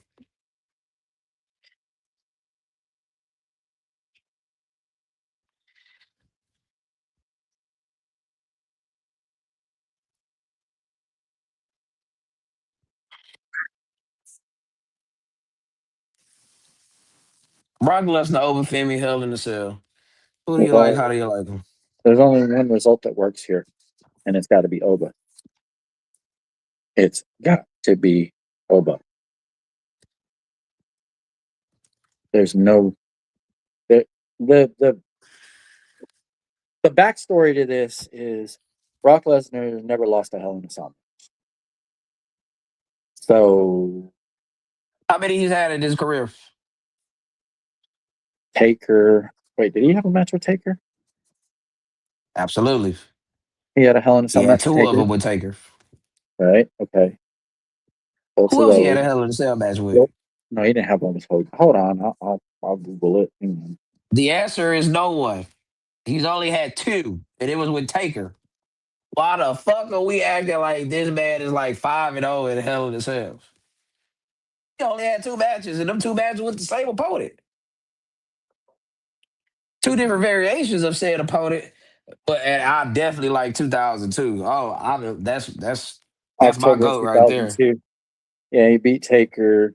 Said it Yeah, was no mercy. a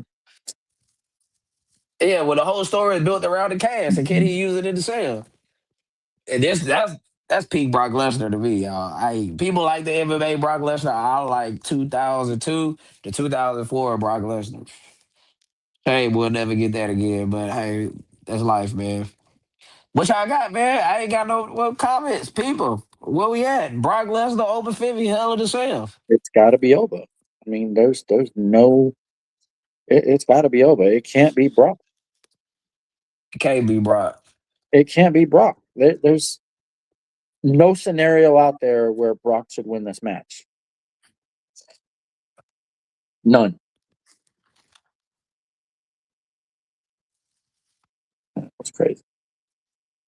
So, got to be Oba. Who you got, Scholar? Who you got? I mean, I'm sure I know y'all answers. But shit, it giggles. I don't think there's Oh, got anybody away that. that. I don't think there's anybody that's gonna pick Brock to win this fucking match. Hey, if you pick Brock, I'm open. I'm open it to your reason why. And you better have a damn good reason. Cause guess what that also means? If Brock beats him, we gotta have this match. Well, nah, it's actually over. It's 2-1. You effectively kill over. Mm-hmm. Ooh, the heat Triple H will have at IWC will be unmatched. I don't know if Triple H would get out of Minnesota alive, but It you know, would it would be unfucking matched. Okay.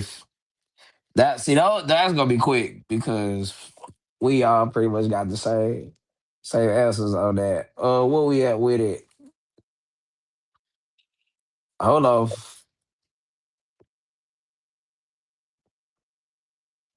All right. Keep closing out the window like it's something else. Last week we doubted Brock was taking the streak. That that is a fact. That is a fact, Scholar, for sure. I was.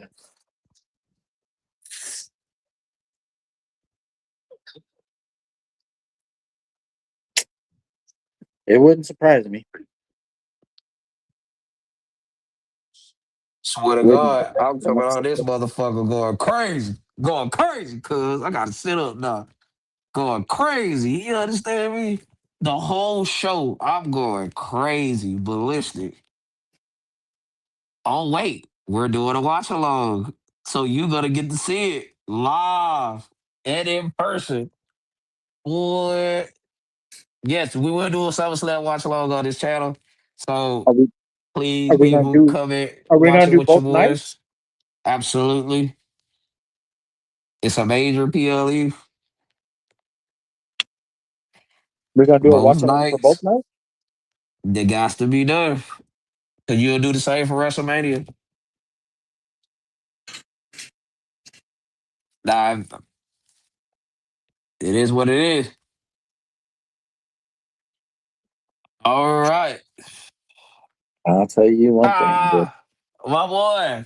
Yes, Damn, you Wes. missed a good time. Yeah, you You missed missed the a you good missed time with our the. boy PJ Ellis Oh earlier. yeah, you missed that. You got to go back and watch it. Oh yeah, that was fun. Huh? For sure. For sure. But we doing SummerSlam predictions. We already ran through Brock and Over, Chad and Penta, EO and oh shit. EO and Liv, Hmm? Huh?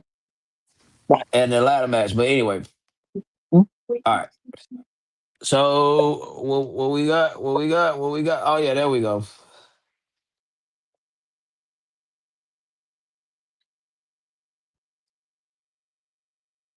Who y'all got? Understood. Understood. A tough day, huh? Gunther and Nick Aldis. Who you got? Still at it. What city you in? Who you got? Gunther and Nick Aldis.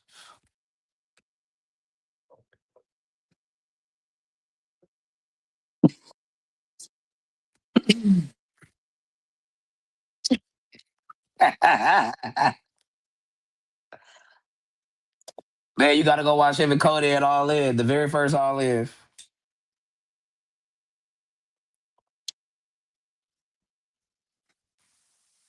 I'm not thinking about the winner for this match. I'm trying to think about what I'm about to Cry. say. I'm trying to think about what I'm about to say. Go ahead.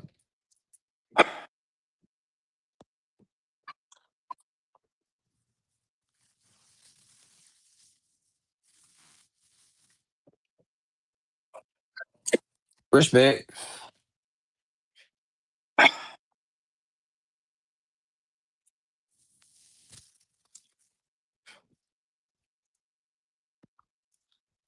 Is that So, deep?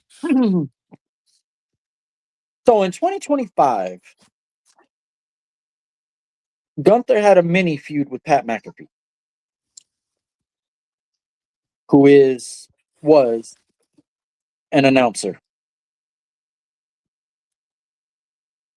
In 2026, Gunther's got a match with Nick Aldis, who is the general manager of SmackDown, or was. According to the contract, he's not anymore. So what are we going to do in 2027? Are we going to have him in a feud with the cameraman?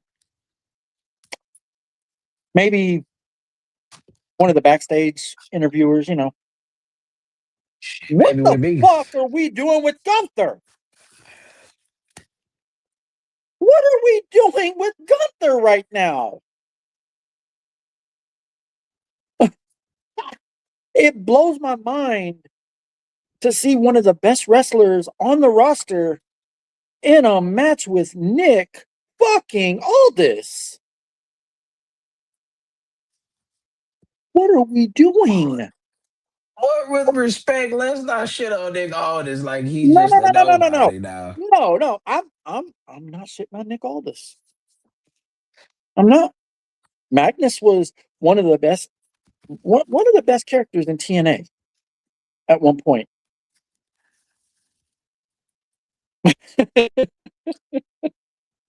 There you go, Skylar. I was looking for a name. I just couldn't think of it off the top of my head. Anyway, I'm not taking anything away from Nick Aldis. All right, I'm not going to take anything away from Nick Aldis. He was a wrestler. But what are we doing? What are we doing with Gunther? How did you have Gunther retire John Cena, AJ Styles? I'm not even going to fucking talk about Goldberg. But those two. And now you got him in a SummerSlam match against Nick Aldis.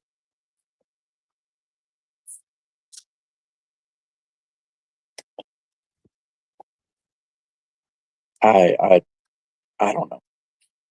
Gunther's going to win the match. Gunther's going to win the match. I mean, if they let Nick Aldis win that match, you might as well just take Gunther to the back, put a fucking gun to his head, and shoot. Because that's it for Gunther.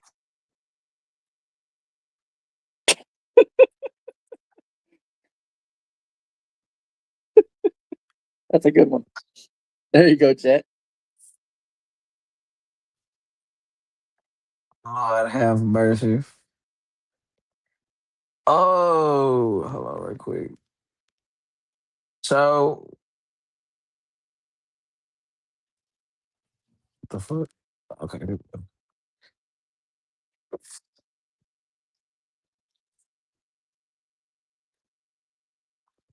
Mm-hmm. Yep. Exactly. Yep. Next, you got This honestly should have been this right here probably should have been Gunther and Brock.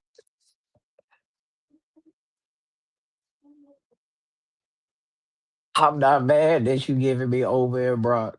I'm not mad that it's in a hell in a cell. All I'm saying is the story you told to get us here is ass.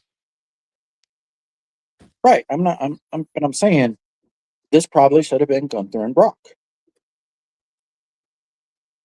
Not Gunther and Nick Aldis. And I know you told me that this was supposed to be Drew McIntyre, and Drew McIntyre said, fuck you, I'm staying in Hollywood. I get that. Absolutely. I get that. I used to shit on wrestlers when they used to leave for Hollywood. Now I'm kind of wondering if I wasn't crazy in the fucking head. But That man looked at that creative and said, "That's what you got for me." Shit, Steven Spielberg, let me go holler at you. ain't gonna work for me, brother. That ain't gonna work for me. You already fooled me in Scotland. I was so man. Here, here we go, bro. Dirty.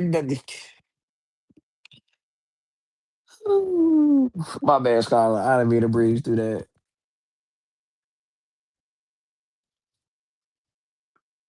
Brock Punk. Oh, that's death for CL Punk in 2026. What? He too Can I do it? fragile. Go ahead. I don't have Jamie screaming all over the fucking place. I said I don't have Jamie screaming all over this show. But Dirty Dove just don't say it. Just, versus just, Danhausen. just don't fucking say it. Human Buddy is on the pole. Don't fucking say it.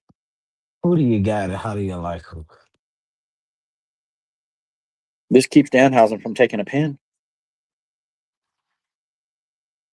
Also keeps Dom from taking a pin.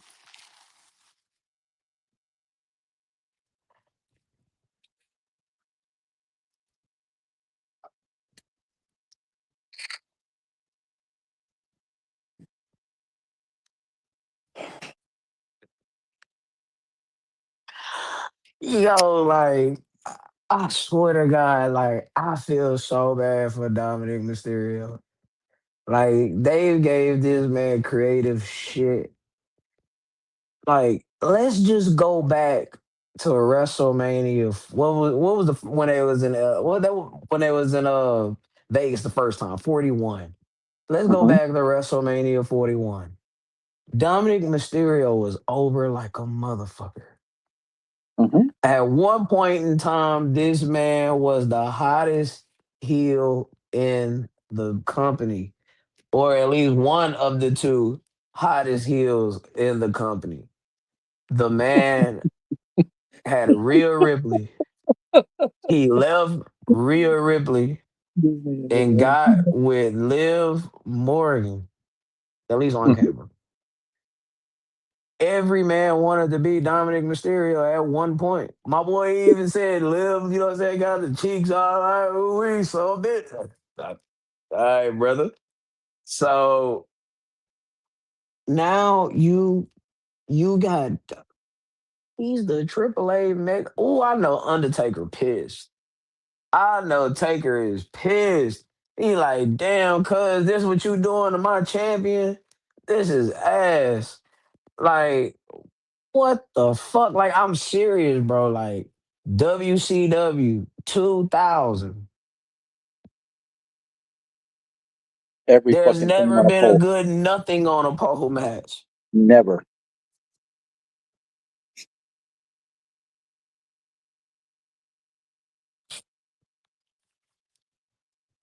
That would be interesting. Fuck. Come on, man. Like, this this is the creative, bro. Hey, nah, hey, this is a real question, bro. Like, legit. Like, I wonder how Rey Mysterio feels. Matter of fact, Oscar, I wonder how Oscar feels, not Rey Mysterio. I wonder how Oscar feels. How they're give the creative they're giving his son. Rey Mysterio love this type of shit, but Oscar hates. I bet he does. Like, bro, this man was getting legitimate comparisons to Eddie Guerrero, and it was legit. Now it's like an insult to compare this man to Eddie.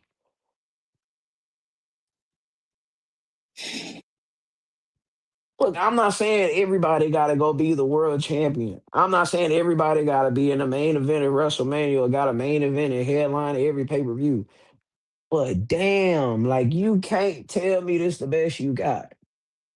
John Cena gave this man the best moment of his fucking career, the best rub of his career, and then you've done nothing with it. He's the only person to wrestle John Cena twice on his retirement tour. The only person. That says a lot about about Dom Mysterio. And you got this motherfucker. Look, man, look, y'all gotta think long and hard before you start re-signing these deals. Like I'm gonna say it. Fuck it. Don't put me on the record. 6:45 or 6:46, Tuesday, July 28th, 2026. As of this moment, all elite wrestling have better creative than World Wrestling Entertainment.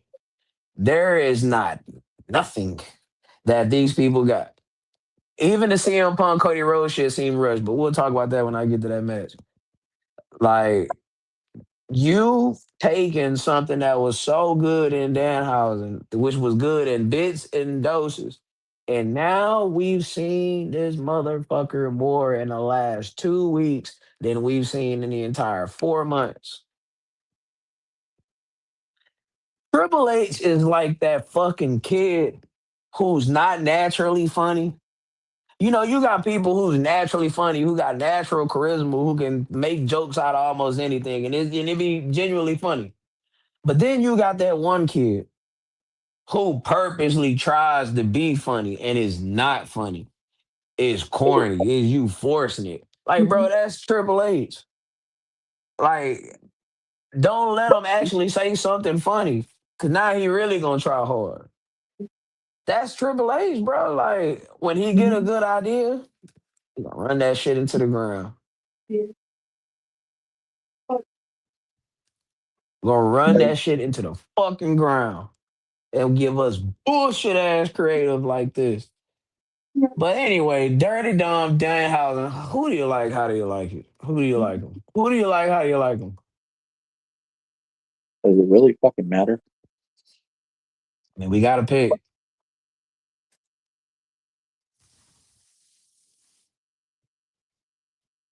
Well, The cold part about Dominic Mysterio is if he lose this match, you know he's losing in September in the AAA pay per view to Grand Americano. He's losing there. So now that would mean Dirty Don will lose in August and September. makes a lot of fucking sense, doesn't it? And I'm being about as sarcastic as I possibly can. Okay, so let's talk about let's talk about the fact that Danhausen. Let's not even talk about the match itself. Let's talk about the fact that Danhausen is on the SummerSlam card and Braun Breaker isn't. Like, I don't get it.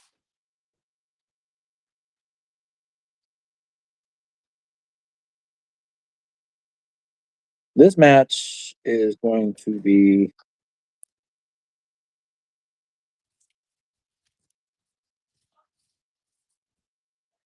actually Skylar's got a pretty damn good idea right there, honestly. Fuck man, I guess if I have to pick one, I guess I'll go with Dom. But I mean, what are we doing? Like, what in the fuck are we doing? This shit better be 7 minutes.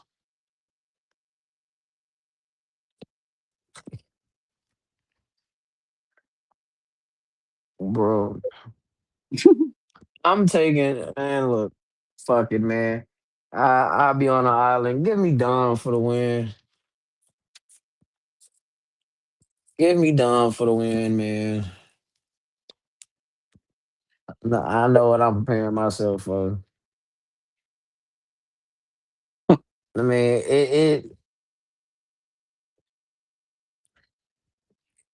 okay. I got you. Oh shit, we got rain coming at 9 o'clock. Yeah, facts. Facts, Kyle. You ain't lying. You ain't lying, cuz you not lying.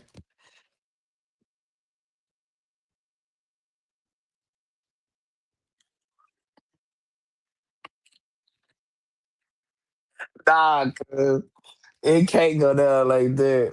But it is. But here we go. Uh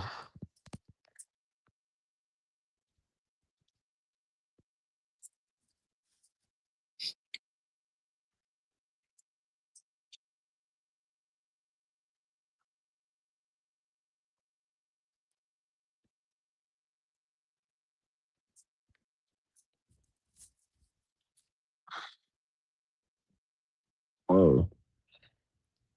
Damn. I ain't mean to do that one. But y'all get what it says. I accidentally put an A right there. There they go. Let me whatever. But yeah, Cody Rhodes, CM Punk, WWE Championship. Who do you like? How do you like him?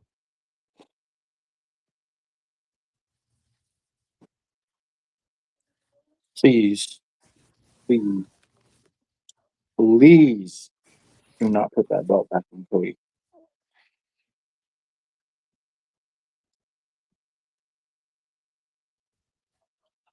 But no, in Triple H, that's probably what he's gonna do.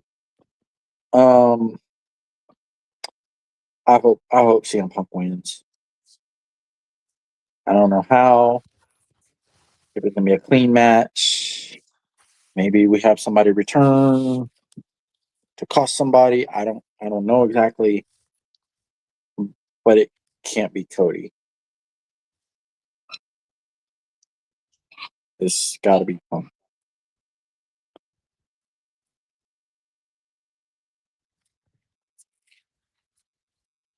You rushed this match. You rushed this shit. You sacrificed Sami Zayn for this shit.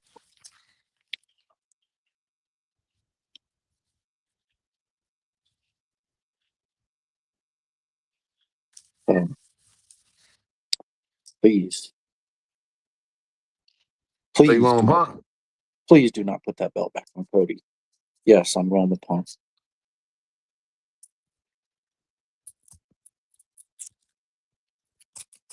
What y'all got, chat? What y'all got, man? Cody Rhodes or CM Punk?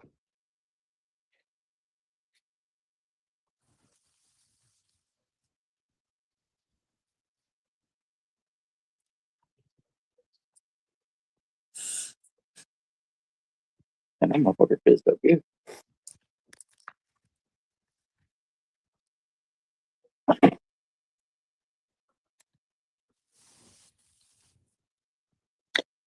They rushed this match. This match was rushed. This should have been a WrestleMania match.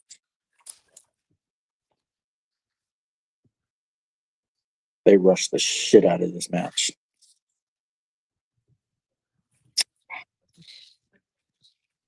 That's funny.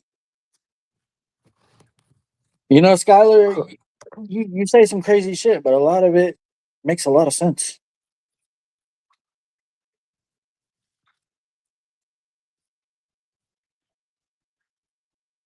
Mm-hmm. Please, anybody but.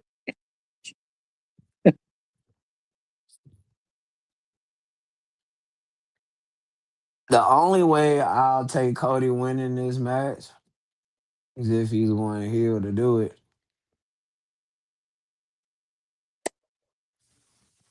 Now, there's a little shot in the dark, but I'm gonna circle you back to something I said a couple months ago. I can't pinpoint which month, so I'll just say a couple months ago. Matter of fact, I think it was coming out of I think it was before WrestleMania or something like that. Hey, it was a couple months ago. We just said that. What the fuck is my cat doing? There's only one more major turn with Paul Heyman. And they did shoot a segment Rose. where he told Cody Rhodes, eventually everybody needs a wise man. Mm-hmm. Paul is going to need something to do when they put Brock down with Oban. Paul has, at least seemingly, and I'm using the word seemingly, has Y'all, my cut cat ties is with the Vision. fucking crack. So once Brock is done for the moment or whenever he comes back, what is Paul Heyman doing? He wouldn't be doing anything. So why not pair him up with CM Punk? I mean, with Cody Rhodes. If you so choose to put the belt on Cody Rhodes, that's the only way this has to happen. Other than that, CM Punk. That's a good take on it. But if I had to pick, yeah, then I got to pick. Give me Punk for it.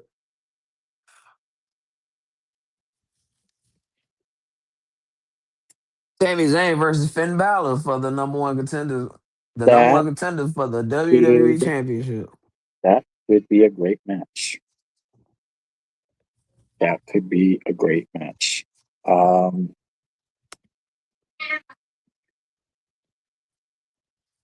We could circle back to Sammy and Punk. Maybe give the belt back to Sammy after taking it from him after 9 days. But at the same time, Punk and Finn had a great couple of matches too.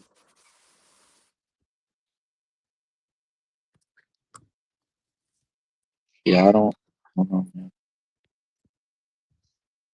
This definitely has the potential to be a really good match.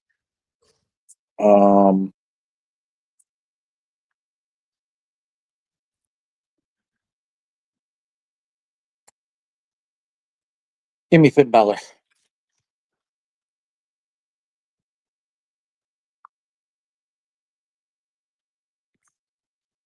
Give me Finn Balor and Sammy goes off the fucking deep end.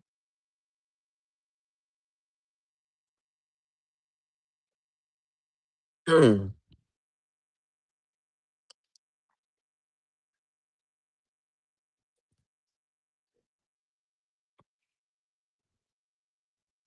Hmm? I got something for this. Okay. Now this is not my idea. It's an idea I've heard listening to my dog podcast, man, and this is tight, and I'm actually digging it. Okay. Let's hear it. What you can do is you can have Sami Zayn win this match. Okay. Now they never said when this match is gonna be. For the whoever wins this, right? In September, the only PLE is Saturday night's main event. There's no ordained traditional PLE that's gonna go down in September. Right after that is Money in the Bank. That's where that match could take place at. You can Yeah. have Sammy yet again win the WWE Championship just for that motherfucker to get his ass cashed in on. So yet again, Sami Zayn get screwed, and we can keep that justice for Sammy shit going. Because by far, if I had to pick, now this is if I had to pick, that is the most compelling thing that is going on WWE television right now, on Raw or SmackDown. Sami Sami Zayn Zayn. has never been this interesting Mm, Bloodline Sami Zayn was because pretty fucking interesting. right, but you knew he never had a shot in shit. He was never gonna beat Roman, no matter how great he was, no matter how Understood. over he was. There's no fucking Understood. way they was gonna have him take the belt off of Roman at Elimination Chamber. Ain't no way. No, but they should have. Ain't no way in hell. Ain't no that ain't they would have done that with no top star. No top star, not Hogan, not Rock, not Austin, not Michaels, not Triple H, not no top star. They would have waited until WrestleMania. WrestleMania, I'm with you. Then I'd be like, okay, yeah, I can see them taking the belt off of Roman with Sammy if he were to get that big, but not in no elimination chamber, no way out. Absolutely not. So it keeps that shit going. And what makes Sami Zayn very interesting is the shit he's saying is legit. It's legit. He has a legitimate gripe. Like, bro, Nick Aldis fucking Gunther pause. It screwed Sami Zayn also. Sami Zayn didn't have nothing to do with whatever Gunther and Nick Aldis had going on. So you screwing Gunther, you screwed Sammy. Okay, and now you saying, damn, I gotta go fight for my right. Okay, cool. I fought for my right again. I fought for my right again. I beat Finn Balor at SummerSlam. I get my rightful match, one on one, all that. I don't even hold a belt for like 5 minutes, 5 seconds. Cashed in on. I'm with Well, that that's not a bad scenario. because this justice for Sammy, hey, you could actually swing this until WrestleMania. You can swing this to WrestleMania. WrestleMania is in Saudi. Now again, he won a So it's belt in Crown Jewel. Saudi. So it's Crown Jewel. But we know what usurps what here. But I'm saying, so, I mean, Crown Jewel and stuff too. But Right.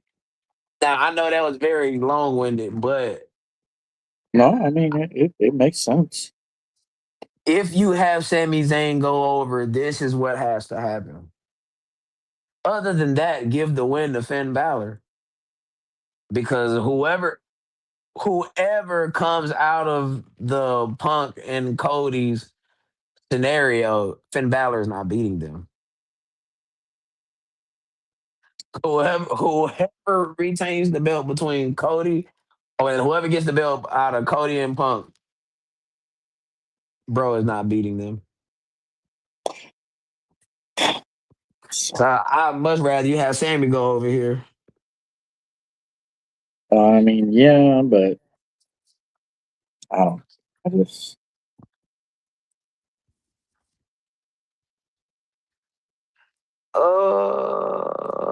Hold on. I think it's one more match before Roman and what's his face. Roman Rollins. Oh yeah, it is. Ain't that a bitch? Shit, actually, I'm missing two of them. Hold on. Let's get this bullshit out the way. You got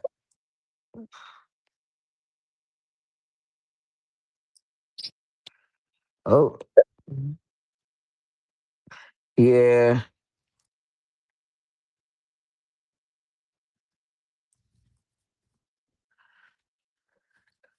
Yeah. Six women tag. The Bellas and Paige versus Fatal Influence. Who do you got? How do you like? Yeah. Another set of tag titles not being defended. This better open up. Well, this gotta open up night one or night two. But nah. It gotta be night two. I forgot which night this is on, but Brock opens the show, baby. Brock either gonna main event or he opened that motherfucker. That's for sure. But we know that Cody and Punk are going to be the main event. So Brock and Noble will be the opener because they'll probably want to get the Hell in a Cell over with and up above. That shit looked goofy on Monday night, didn't it? Just a thick ass cage just sitting up there for no fucking reason. No fucking reason.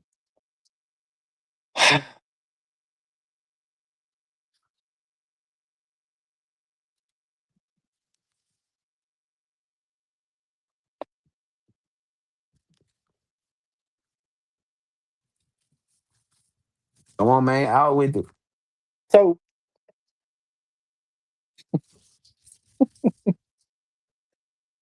we have the Bella Twins on SummerSlam, but we don't have Braun Breaker.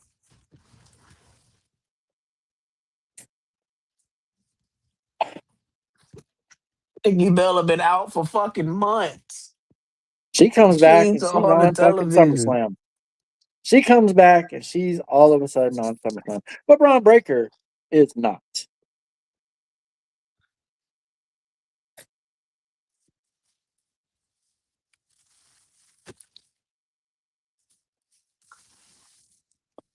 I'm gonna use a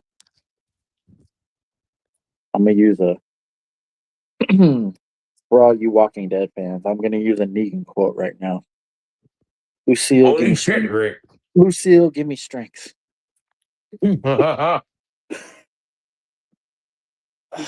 Um,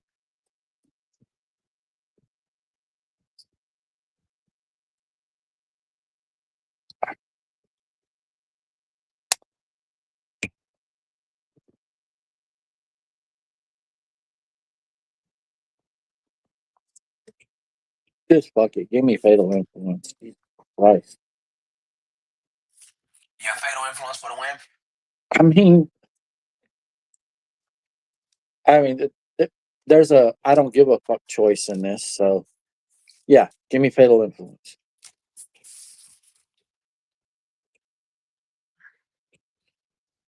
Before the record, I don't give a fuck. Crowd get a chance to pee. This is the piss match break. Yeah, this is the food break, piss break, shit break, everything break. What? Smoke break. But I might during this match. I might have to.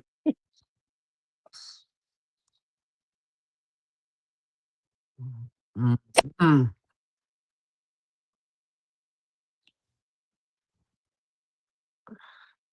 All We right. had we had to get 6 matches on each night. Trick Williams, Baron Corbin, U.S. title. This one has the potential to be a good match. I'm interested to see what Baron looks like coming back after however long he's been out, but I don't think you're going to put the belt on him. Give me Trick. Give me Baron.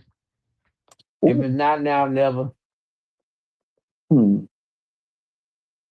Okay.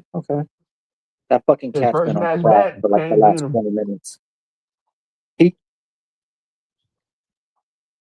just disappeared. Might. I know that it's supposed to hit about 9 o'clock. That's fucking great. Oh, that's fun. What do y'all got, chat? Trick or Baron? I'm gonna go with Carmelo Trick. Hayes is not on this card, by the way. No, but he should be.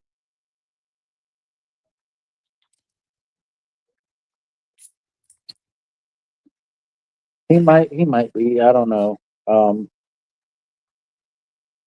Like Trick style, no respect.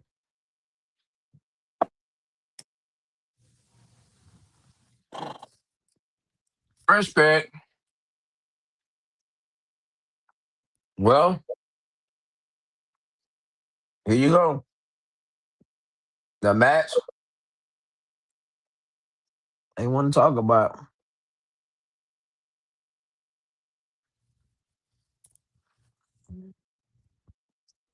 Hold on.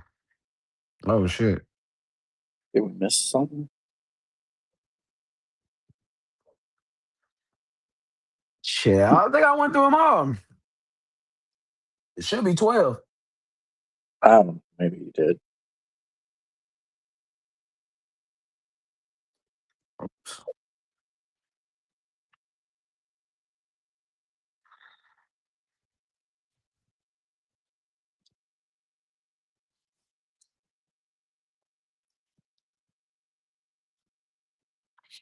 All right, Roman Reigns, Seth Rollins, World Heavyweight Championship.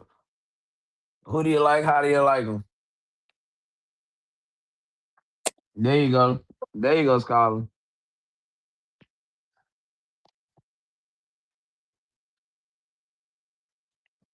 Oh,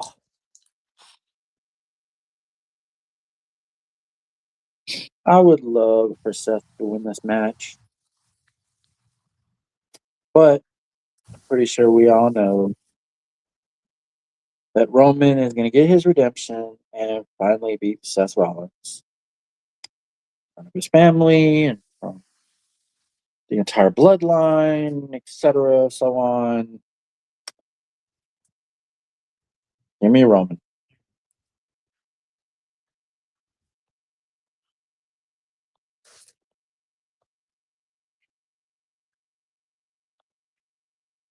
The way they've been leaning into the way that Roman has never beaten Seth, Roman's definitely winning this match. It's not that Roman is winning, it's how he's gonna win. That's the $1 million question. Well, it's not going to be Zilla Fatu. Yeah, that's a fact.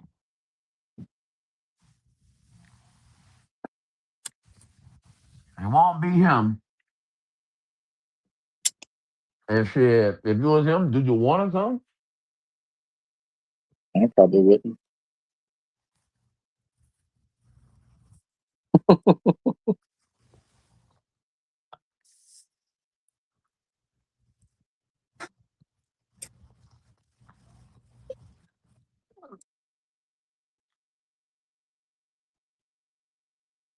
Wow. No. Wow. But I ain't gonna lie, I don't have Seth retiring no time soon. I mean, there was a story that came out not too long ago that him and Becky wanted to leave WWE and fucking open up some kind of a shop in Davenport.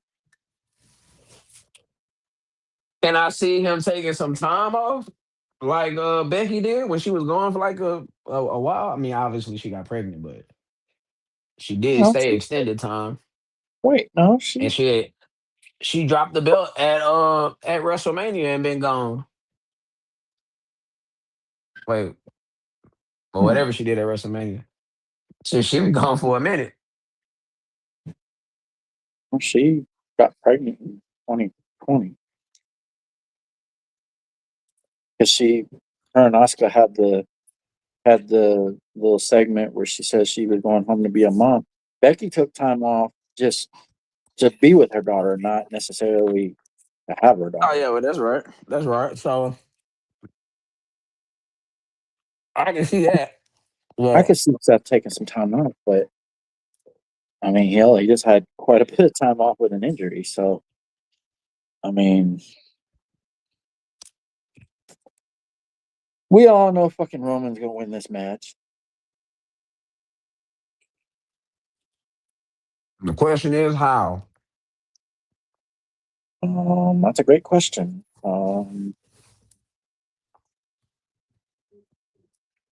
Now I'm not literally asking how, but that's just the Motherfucker is actually that is the $1 million question. Well, yeah, that is your SummerSlam card for sure. And I will say this: may the card or the show itself, I should say, be better than this fucking bill because this bill has been terrible. hmm The names that has been sacrificed for us to get to this point is horrendous. And it you really know is. who got the biggest smile on their face right now? In the midst of all this shit creative? Road Dog. When Road But Dog got fired, tried to say Road Dog was the reason why that creative was shit on SmackDown. Well, Road Dog been gone for a little while now, and that creative ain't gotten no better.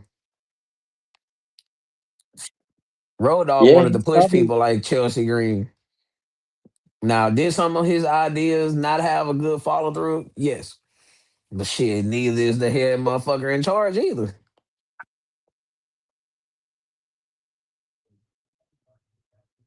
But we have reached this point in the show where we're getting our new segment over where we go down nostalgia lane.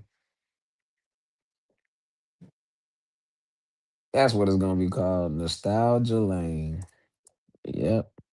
This is the part where we give the audience an opportunity to give us a year, whatever year you like in professional wrestling, and we go back through some of the major points of that time period.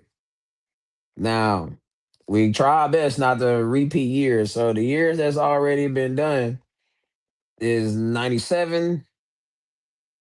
Well, we did 97, 88, and there's one more we did. No, we did 97 and 88 for sure.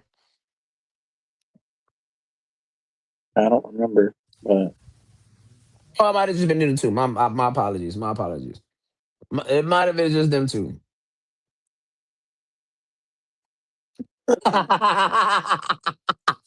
Nah, look out.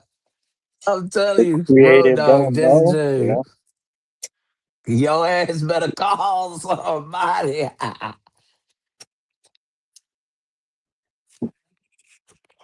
Yeah, we'll give y'all some time to pick a year. Okay, we got 2002. who the hell said that? Oh, okay. Jet said it. All right. We got Well, 2002. in your opinion, that was the greatest year in wrestling history. So, Oh, no, hold on, wait a minute. Put context on that, brother. As far as pay per views are concerned, from top to bottom, that is the greatest year them people has had. They could not miss. Now, No Way Out 2002. you know. But other than that, the rest of them was kind of fire. Maybe Judgment Day 2002, but you know, let me get up on it.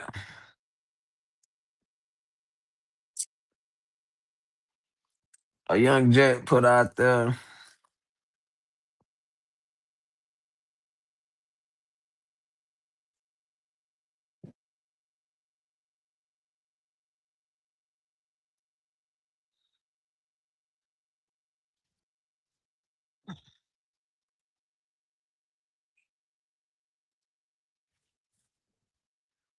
All right now.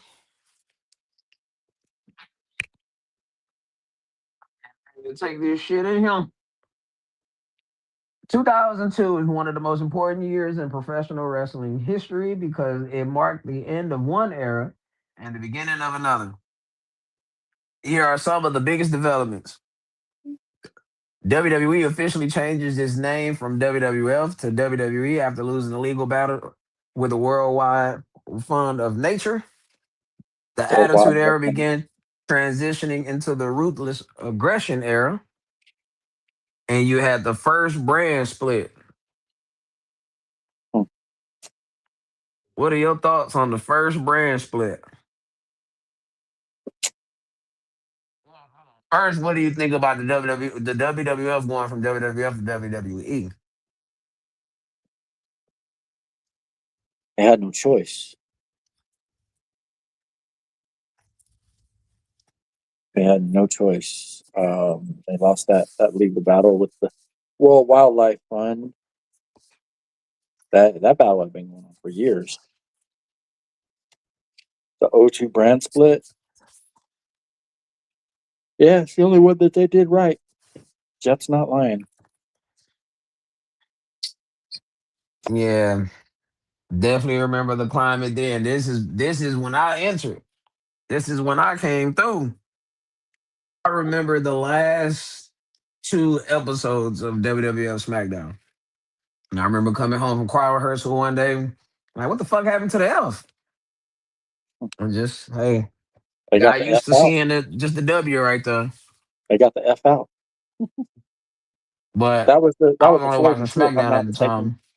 That was the slogan at the time too. Get the F out. Absolutely. They were. They were.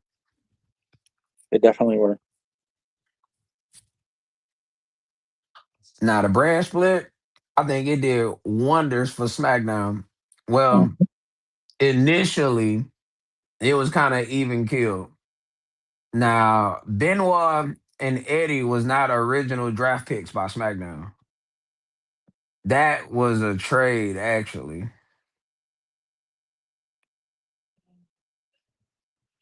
I forgot who they traded. Hold on. Hold on right quick. Cause Eddie, when during Eddie was supposed to have a feud. Ah, okay, that's what happened. That's what happened. I ain't gotta look this shit up. I remember what happened. All right, Eddie was supposed to have a feud with Stone Cold Steve Austin, but this is around the time when Stone Cold Steve Austin left the company because he was supposed to lose to Brock Lesnar in the King of the Ring qualifier. So with the Austin and Eddie angle being scrapped, shit, they just packaged Eddie and Benoit and put them on SmackDown because there really wasn't no creative. Because it left Benoit, Eddie, Rick in this weird state of flux because Austin just transitioned out of that shit feud with Ric Flair and Big Show. Lee, that's right on the money.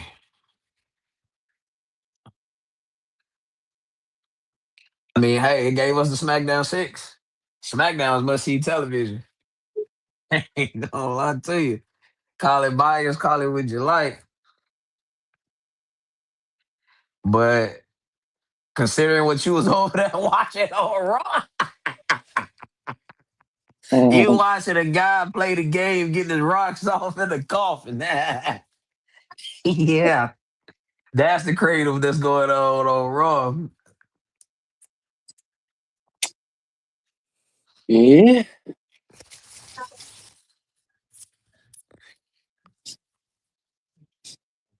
She had sunscreen on?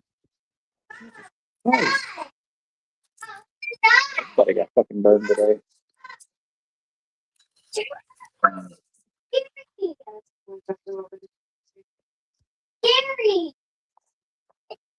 Look at me.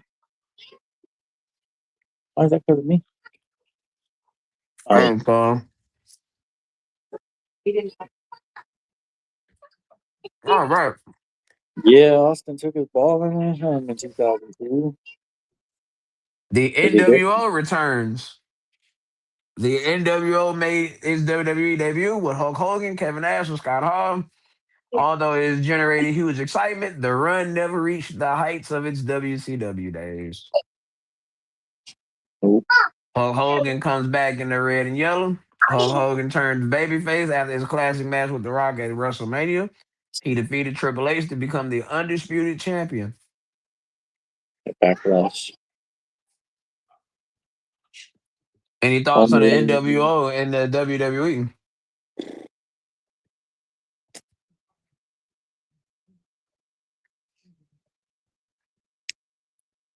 you tried to recapture the magic, and it did not work. By the time you brought the NWO back in 2002, that gimmick had been overplayed, overused, oversaturated in WCW. Now, don't get me wrong, WWE is not WCW. Well, kind of is. But it it didn't work. It didn't work. Scott Hall had his problems. Kevin Nash kept getting injured. Hogan was Hogan, which is exactly why most wrestlers backstage did not want them back. But Vince McMahon did not listen to anybody. And we got what we got.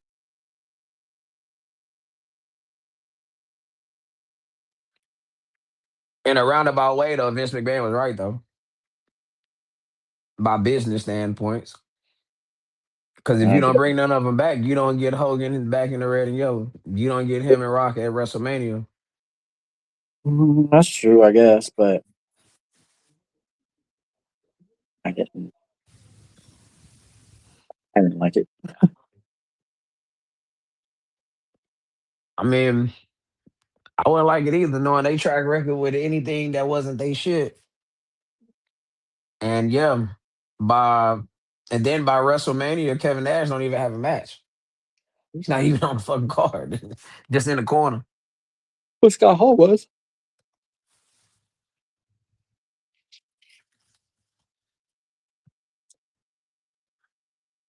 Yeah. Because Vince originally, according to Bruce, only wanted to bring Hogan back. Only wanted to bring Hogan back. And Hogan said the only way he was going to come back is if Scott and Kevin got signed as well. That's according to Bruce.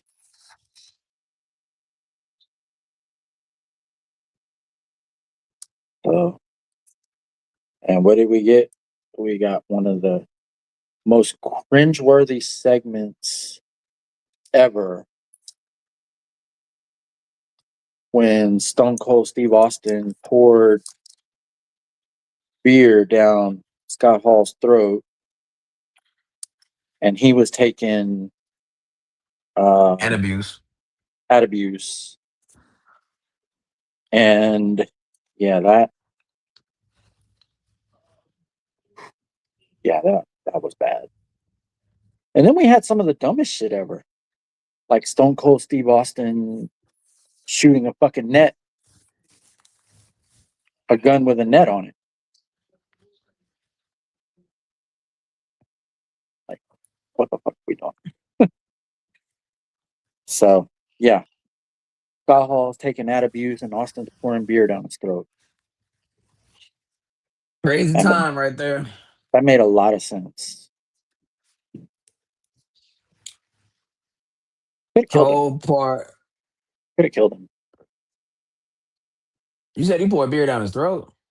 I think that's what Bruce said. I can't remember. He Nah, did like something. he's taking the medicine, and just the smell of alcohol can make him That's right. sick. That's what it was. Yeah, that's right. That's what it was. Yeah. So you pouring it on him, obviously he's gonna smell it, and you got his mouth taped. Like this could have been real bad, like real fast. And then one of the worst parts about that night is, SmackDown wasn't taped live, so it's on a tape delay, and they recorded that segment. Actually, that's a pre-recorded segment, obviously, and they was there until like 2 in the morning shooting this segment. Mm-hmm. This is This is crazy.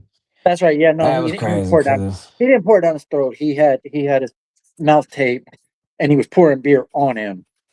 That's what it was. Yeah. My bad. But either way, and the smell of it could make them Scott Hall violently ill. could have choked on his own vomit with his mouth taped that way. So anything The for ratings, I arrival, guess. yeah. The arrival of Brock Lesnar. Brock Lesnar debuted in March with Paul Heyman. He dominated everyone in his path. Won the 2002 King of the Ring. Defeated The Rock at SummerSlam to become the youngest WWE champion in history at the time. Yeah, let's hear it for Brock Lesnar. And then beat the fuck out of Hulk Hogan in a match where he had Hogan busted open and took the blood, and plan for that was apparently for Hogan to come back and or something. I can't remember. I can't remember what it was, but Hogan Hogan got was pissed at Vince because Hogan Hogan was wanted Hogan his was get pivoting back. a lot when he came back. He was Hogan was pissed at Vince. go ahead. Hogan was pissed at Vince because Hogan wanted a rematch with Brock in Survivor Series and beat him in the Garden. But there's no way Vince was gonna let Hogan give Brock Lesnar his first loss. Now I don't know how letting Big Show give him his first loss is any better, but I mean, hey, I guess the visual of Brock picking up Big Show and F5 them in Madison Square Garden is a better contingency, I guess. Now let's talk about June 12th, 2002, which happens to be my birthday, by the way. Real nice. Brock Lesnar goes to suplex the Big Show, and we had the ring implosion for the first time. That was fucking awesome. The crowd reaction was crazy. That was in June? That was June 12th, 2002, sir. That was my birthday in Okay, hold on, 2002. hold on. Wait a minute. That happened on SmackDown. Yes, sir. Big Show wasn't on SmackDown in June. He was on Raw in June because he was in a feud with Austin and Give Ric me one Flair. second. Give me 1 second. That had to happen in between like November, December when they was in a feud.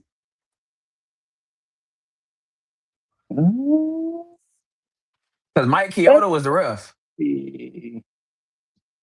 Take down. I saw it. That happened. Maybe it happened in 2003.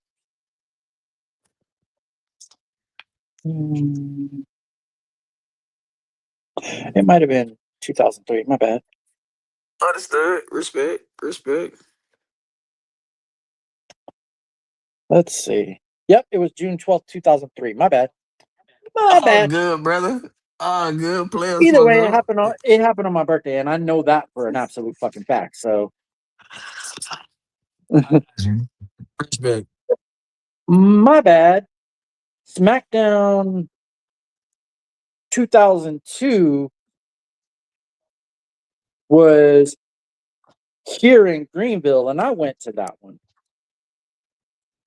That was the night that Kurt Angle had the had the wig taken off by Hogan. Yeah. That that's what I was talking about. Okay, no, my bad. I was a year off.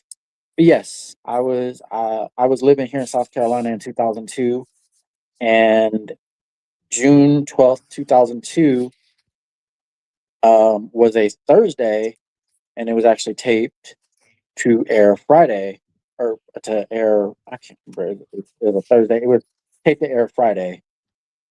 It wasn't live, but I was there.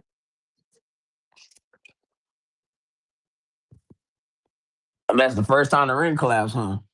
No, that was 2003, but I'm talking about the 2002 um, SmackDown. Yep. Mm-hmm. Yep.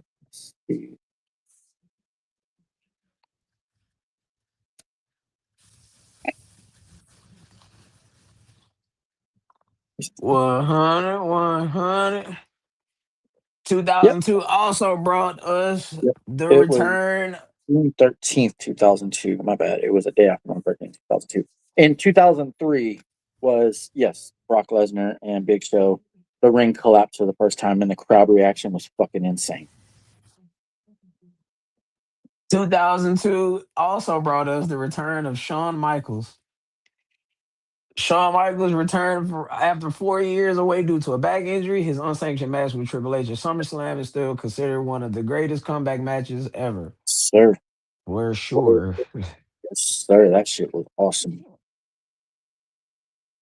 That was, man, that was one of the better programs going on Raw at the time, for sure. Triple H receives the World Heavyweight Championship after Brock Lesnar became exclusive to SmackDown with the WWE Championship. Raw introduced the new World Heavyweight Championship, and Triple H was awarded the title by Eric Bischoff, kicking off the big gold belt era in WWE. Let the reign of terror begin. Yeah. Triple Rod, H. you had the rods of. Oh, what you say? I say, yeah, Triple H is being awarded a fucking title. That was fucking amazing. Yeah, the rods, the new stars. 2002 helped establish several future main eventers: Randy Orton, John Cena, Kurt Angle, Batista. Oh wait, I lied. John Cena debuted with his famous ruthless aggression challenge to Kurt Angle. Batista debuted. Rey Mysterio made his WWE debut, and Kurt Angle became a top star. Kurt had an incredible year, delivering standout matches with Edge, Rey Mysterio, Chris Benoit, and Brock Lesnar, cementing himself as one of WWE's best performers.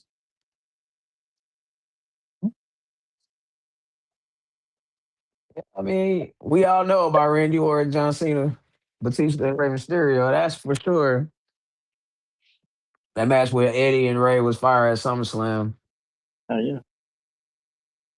Still got the best SummerSlam in Survivor Series of 2002, in my opinion. Just a fire ass card from top to bottom. It was a good one. I mean,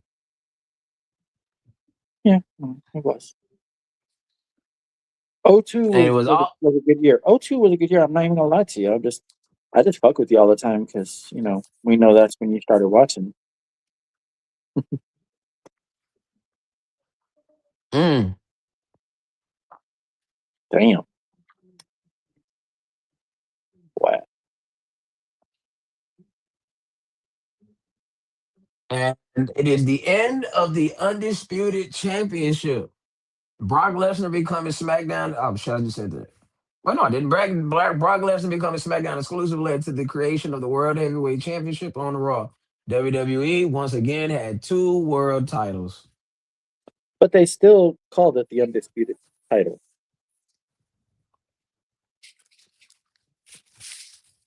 They still called it the Mm-hmm. undisputed championship. I don't know how the hell you could have two titles, but then have one called the undisputed championship.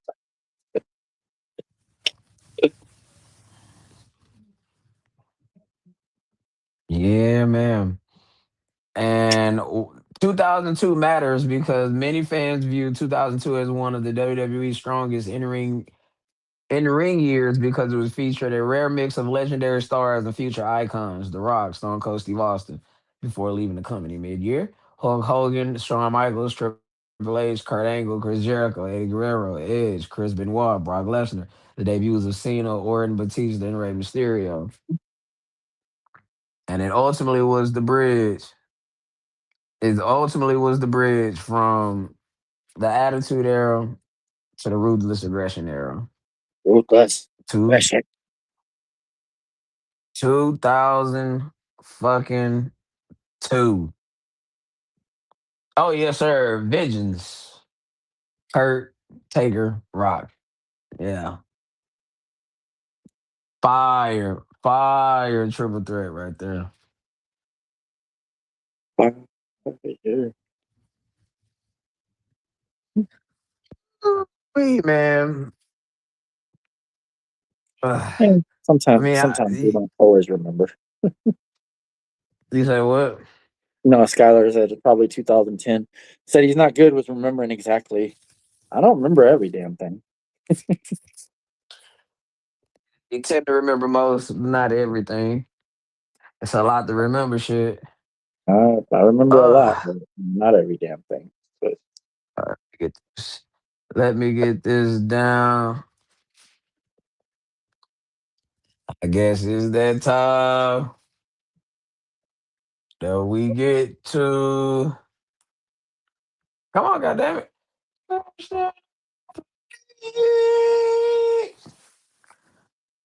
Sponsored by no one. Unsullied. Boss sponsorship since 1989. Thank you, Dr. O'Neill. Yes, sir. We are here for the critically acclaimed question of the week. Your favorite segment, my favorite segment, our favorite segment. We are definitely here. So we have this talk of all these creative snafus and whatnot and what have you. Now, if you if you could have this is my question. If you could have one person book your promotion out of these three options, who would you go with? You got Dusty Rhodes, you got Cornette, and you got Pat Patterson. Who you going with? to book the show, So book your promotion. He got the book. hmm. That's a good one too. Uh, that was in 2006 though. Um,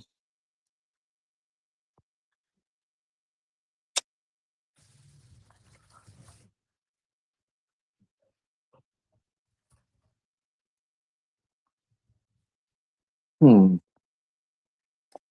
I didn't put Paul Heyman in there because almost everybody will pick Paul Heyman. I would probably go with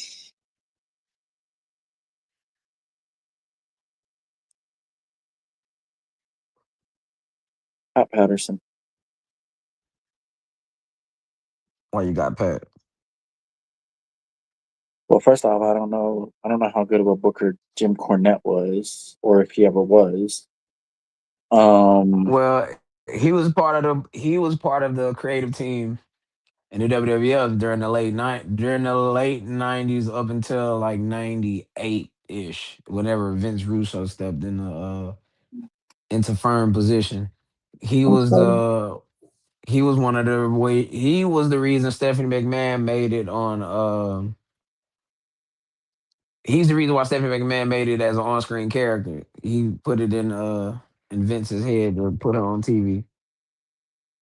Okay. He also ran Smoky Mountain Wrestling, where people like Chris Jericho, Lance Storm was, Chris Candido, Al Snow, these people.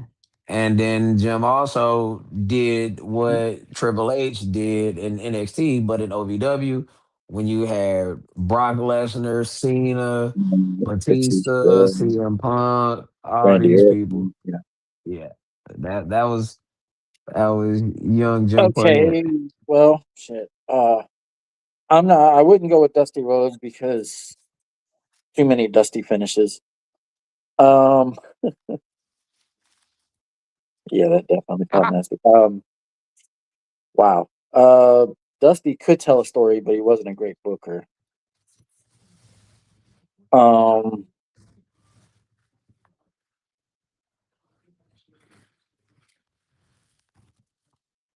Actually, now that you told me the history, I didn't realize that Cornette was a booker. Um. I would probably go with Jim. But see, now Jim Cornette ain't going for that goofy shit. All that shit you see today, people doing that flippity flip shit, like he can't stand Kevin Owens. Right. Can't stand him.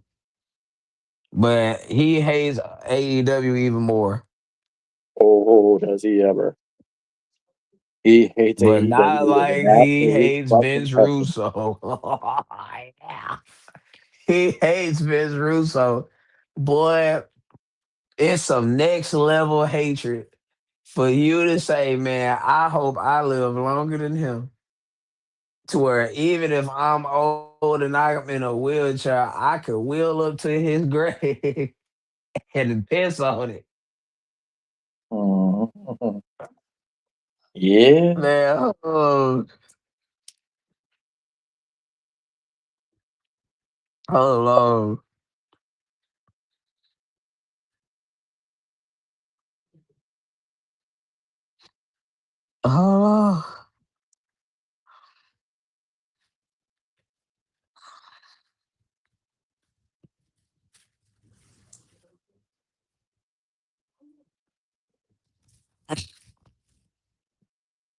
Hold on. All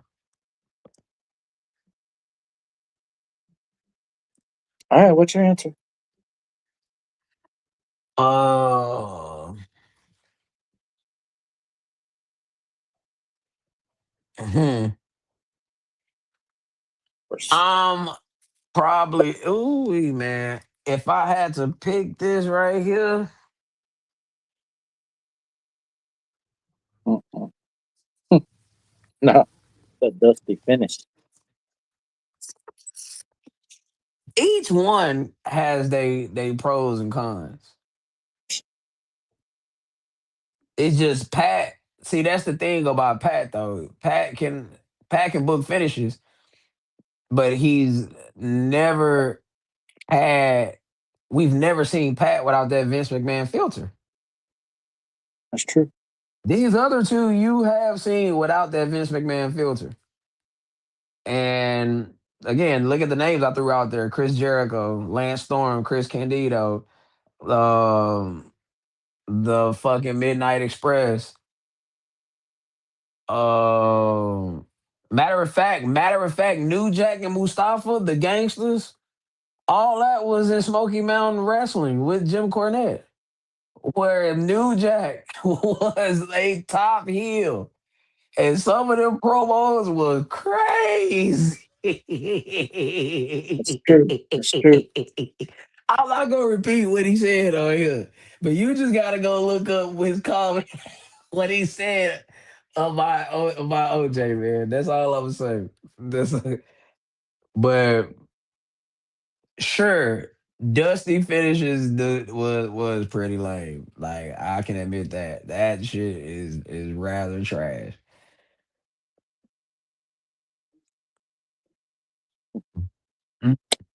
So we both going with Jim Cornette here. Ooh-wee. I have to go with Cornette here on this one. Yeah, I'm rocking with Cornette. I ain't lying. Yeah, go and give me Cornette. And he ain't no bullshitter either. I can't. Dusty Rhodes baby was a bit of a bullshitter. The son of a plumber. The son of a plumber. Well, look, baby, the Malcolm. Yeah, there we go. See, like somebody not talking about. What I'm talking about. That on that comment is crazy. It is wild. I have to look that Hey, shit up. yo. Hey, he was mad over and Smoky Mountain Wrestling was based out of Kentucky, out of Louisville, Kentucky. So just so you can get the the general area and who it is we talking about and what we're talking about, yeah. You gotta go look this up. This is wrestling gold. I ain't gonna even lie. Yeah.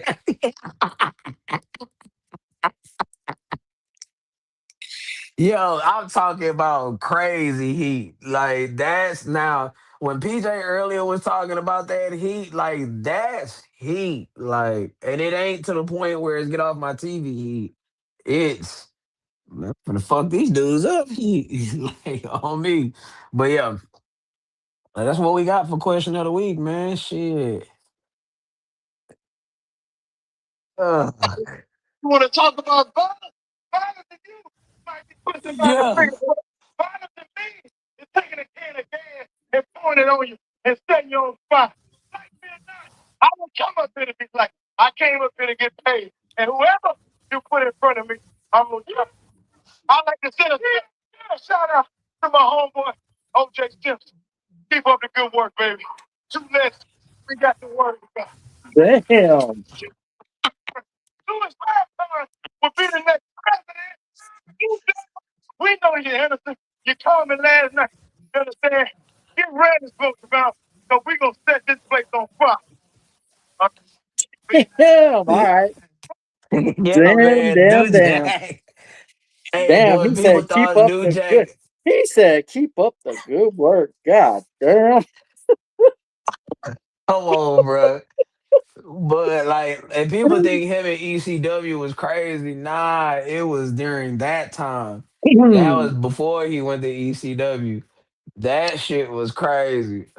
I That, mean, mm, that is a wild comment. that's a fucking, yeah, that was pretty something else. Like again, not laughing at the situation. I don't think the situation is funny. You know, two people lost their lives and the whole shebang. But it's just in a wrestling context and a wrestling platform. That is wild to say. Wicked. That was pretty Wicked. You heard the story New about Jack New Jack. boy. You heard the story about New Jack in ECW, right? Where he fucked that one dude up. That mass Uh, trans incident. yeah, where dude tried to tell him what they were gonna do. Yeah. Man, Oh my god, he fucked him up, dude. He fucked him up. shit. You I'll gonna sell for New Jack. That's for sure. tell you one thing, New Jack probably would not be acceptable today. Yeah, man. That's wicked. That's wicked, bro. Right Now, in front of his fucking dad, right in front of his family. He beat the absolute fuck out of that guy. now I'm gonna take you back. This is it's only because this is dealing with New Jack. There were talks in 2003 or 2004. I believe it was 2004. 2004, 2004, 2004. It had to be 2004. Whenever Carlito did that angle with Cena and he got stabbed, that's supposed to have been the introduction of New Jack. Mm. But you know how that goes with New Jack and WWE. That's just not gonna mix. I mean, the But story was set up for everything, and that's why you got the debut of old dude who didn't even last like 2 months. I even forgot bro name. Cause it's some weird, like the weird backstory they try to go with that Cena got stabbed in the club, some weird stuff like that. But yeah, man, say New Jack on WWE television with Vince McMahon. Boy, imagine if you booked New Jack in that segment. They had Booker T and what up, my yeah. Mm-hmm. Tell me he did Boy, not Vince come just say around there with that. Vince come around New Jack with that do rag swangy. that. Boy, Vince would have got clipped for Man, real. Vince McMahon as the ECW champion was mm. This the do rag. The Walking man had around with on that a damn do do rag. rag. That shit was that. Boy, Vince was crazy. And then you had then of course you had the backstage segment with Cena that we were just talking about. Then you had Booker T at the end of it, who's infamous, infamously famous for another promo up here talking about. Tell me he did not just say that. I mean, You Vince know was it's a wild. real on Booker T, man. It gotta be. Vince is wild.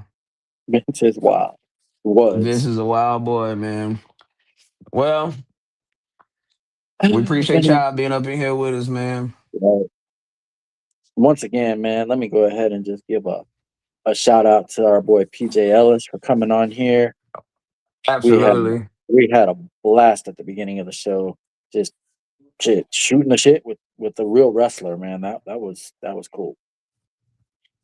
And I really hope to see him on the show again. I'm gonna keep sending him messages, trying to get him on here again.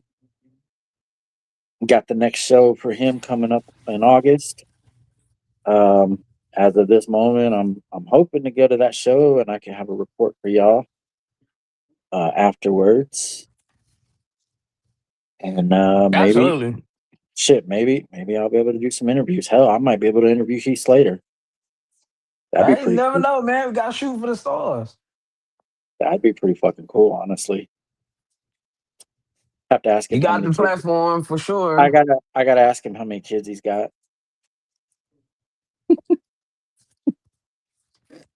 Didn't that Bring motherfucker say that he had something like? back. Didn't that motherfucker say he had like 25 or 30 kids or some shit at one point? Oh God, Adam Cole Jack this gimmick. Yeah, but nah. He will be at the next show. He's gonna be in a match for the AWL championship, and we'll see if he walks out with it or not. But no, I'm gonna try to this time when I go, I'm gonna try to interview as many people as I can. Just gonna make sure that I don't have my fucking earbud in, so you guys can actually hear what they have to say. Um, yeah. Oh shit.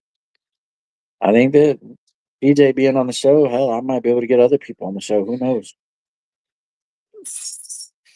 Be Yes, pretty good. sir. That'd be pretty cool. Yeah, big shout out to our boy PJ Ellis, man, for coming through. We got Andy's on August 15th.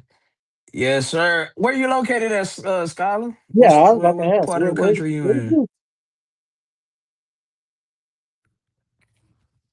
Cause you really been tapped in with us all show, man. Appreciate He you, has. brother. Yeah, he's been here for a few weeks now. Maybe more than that. I just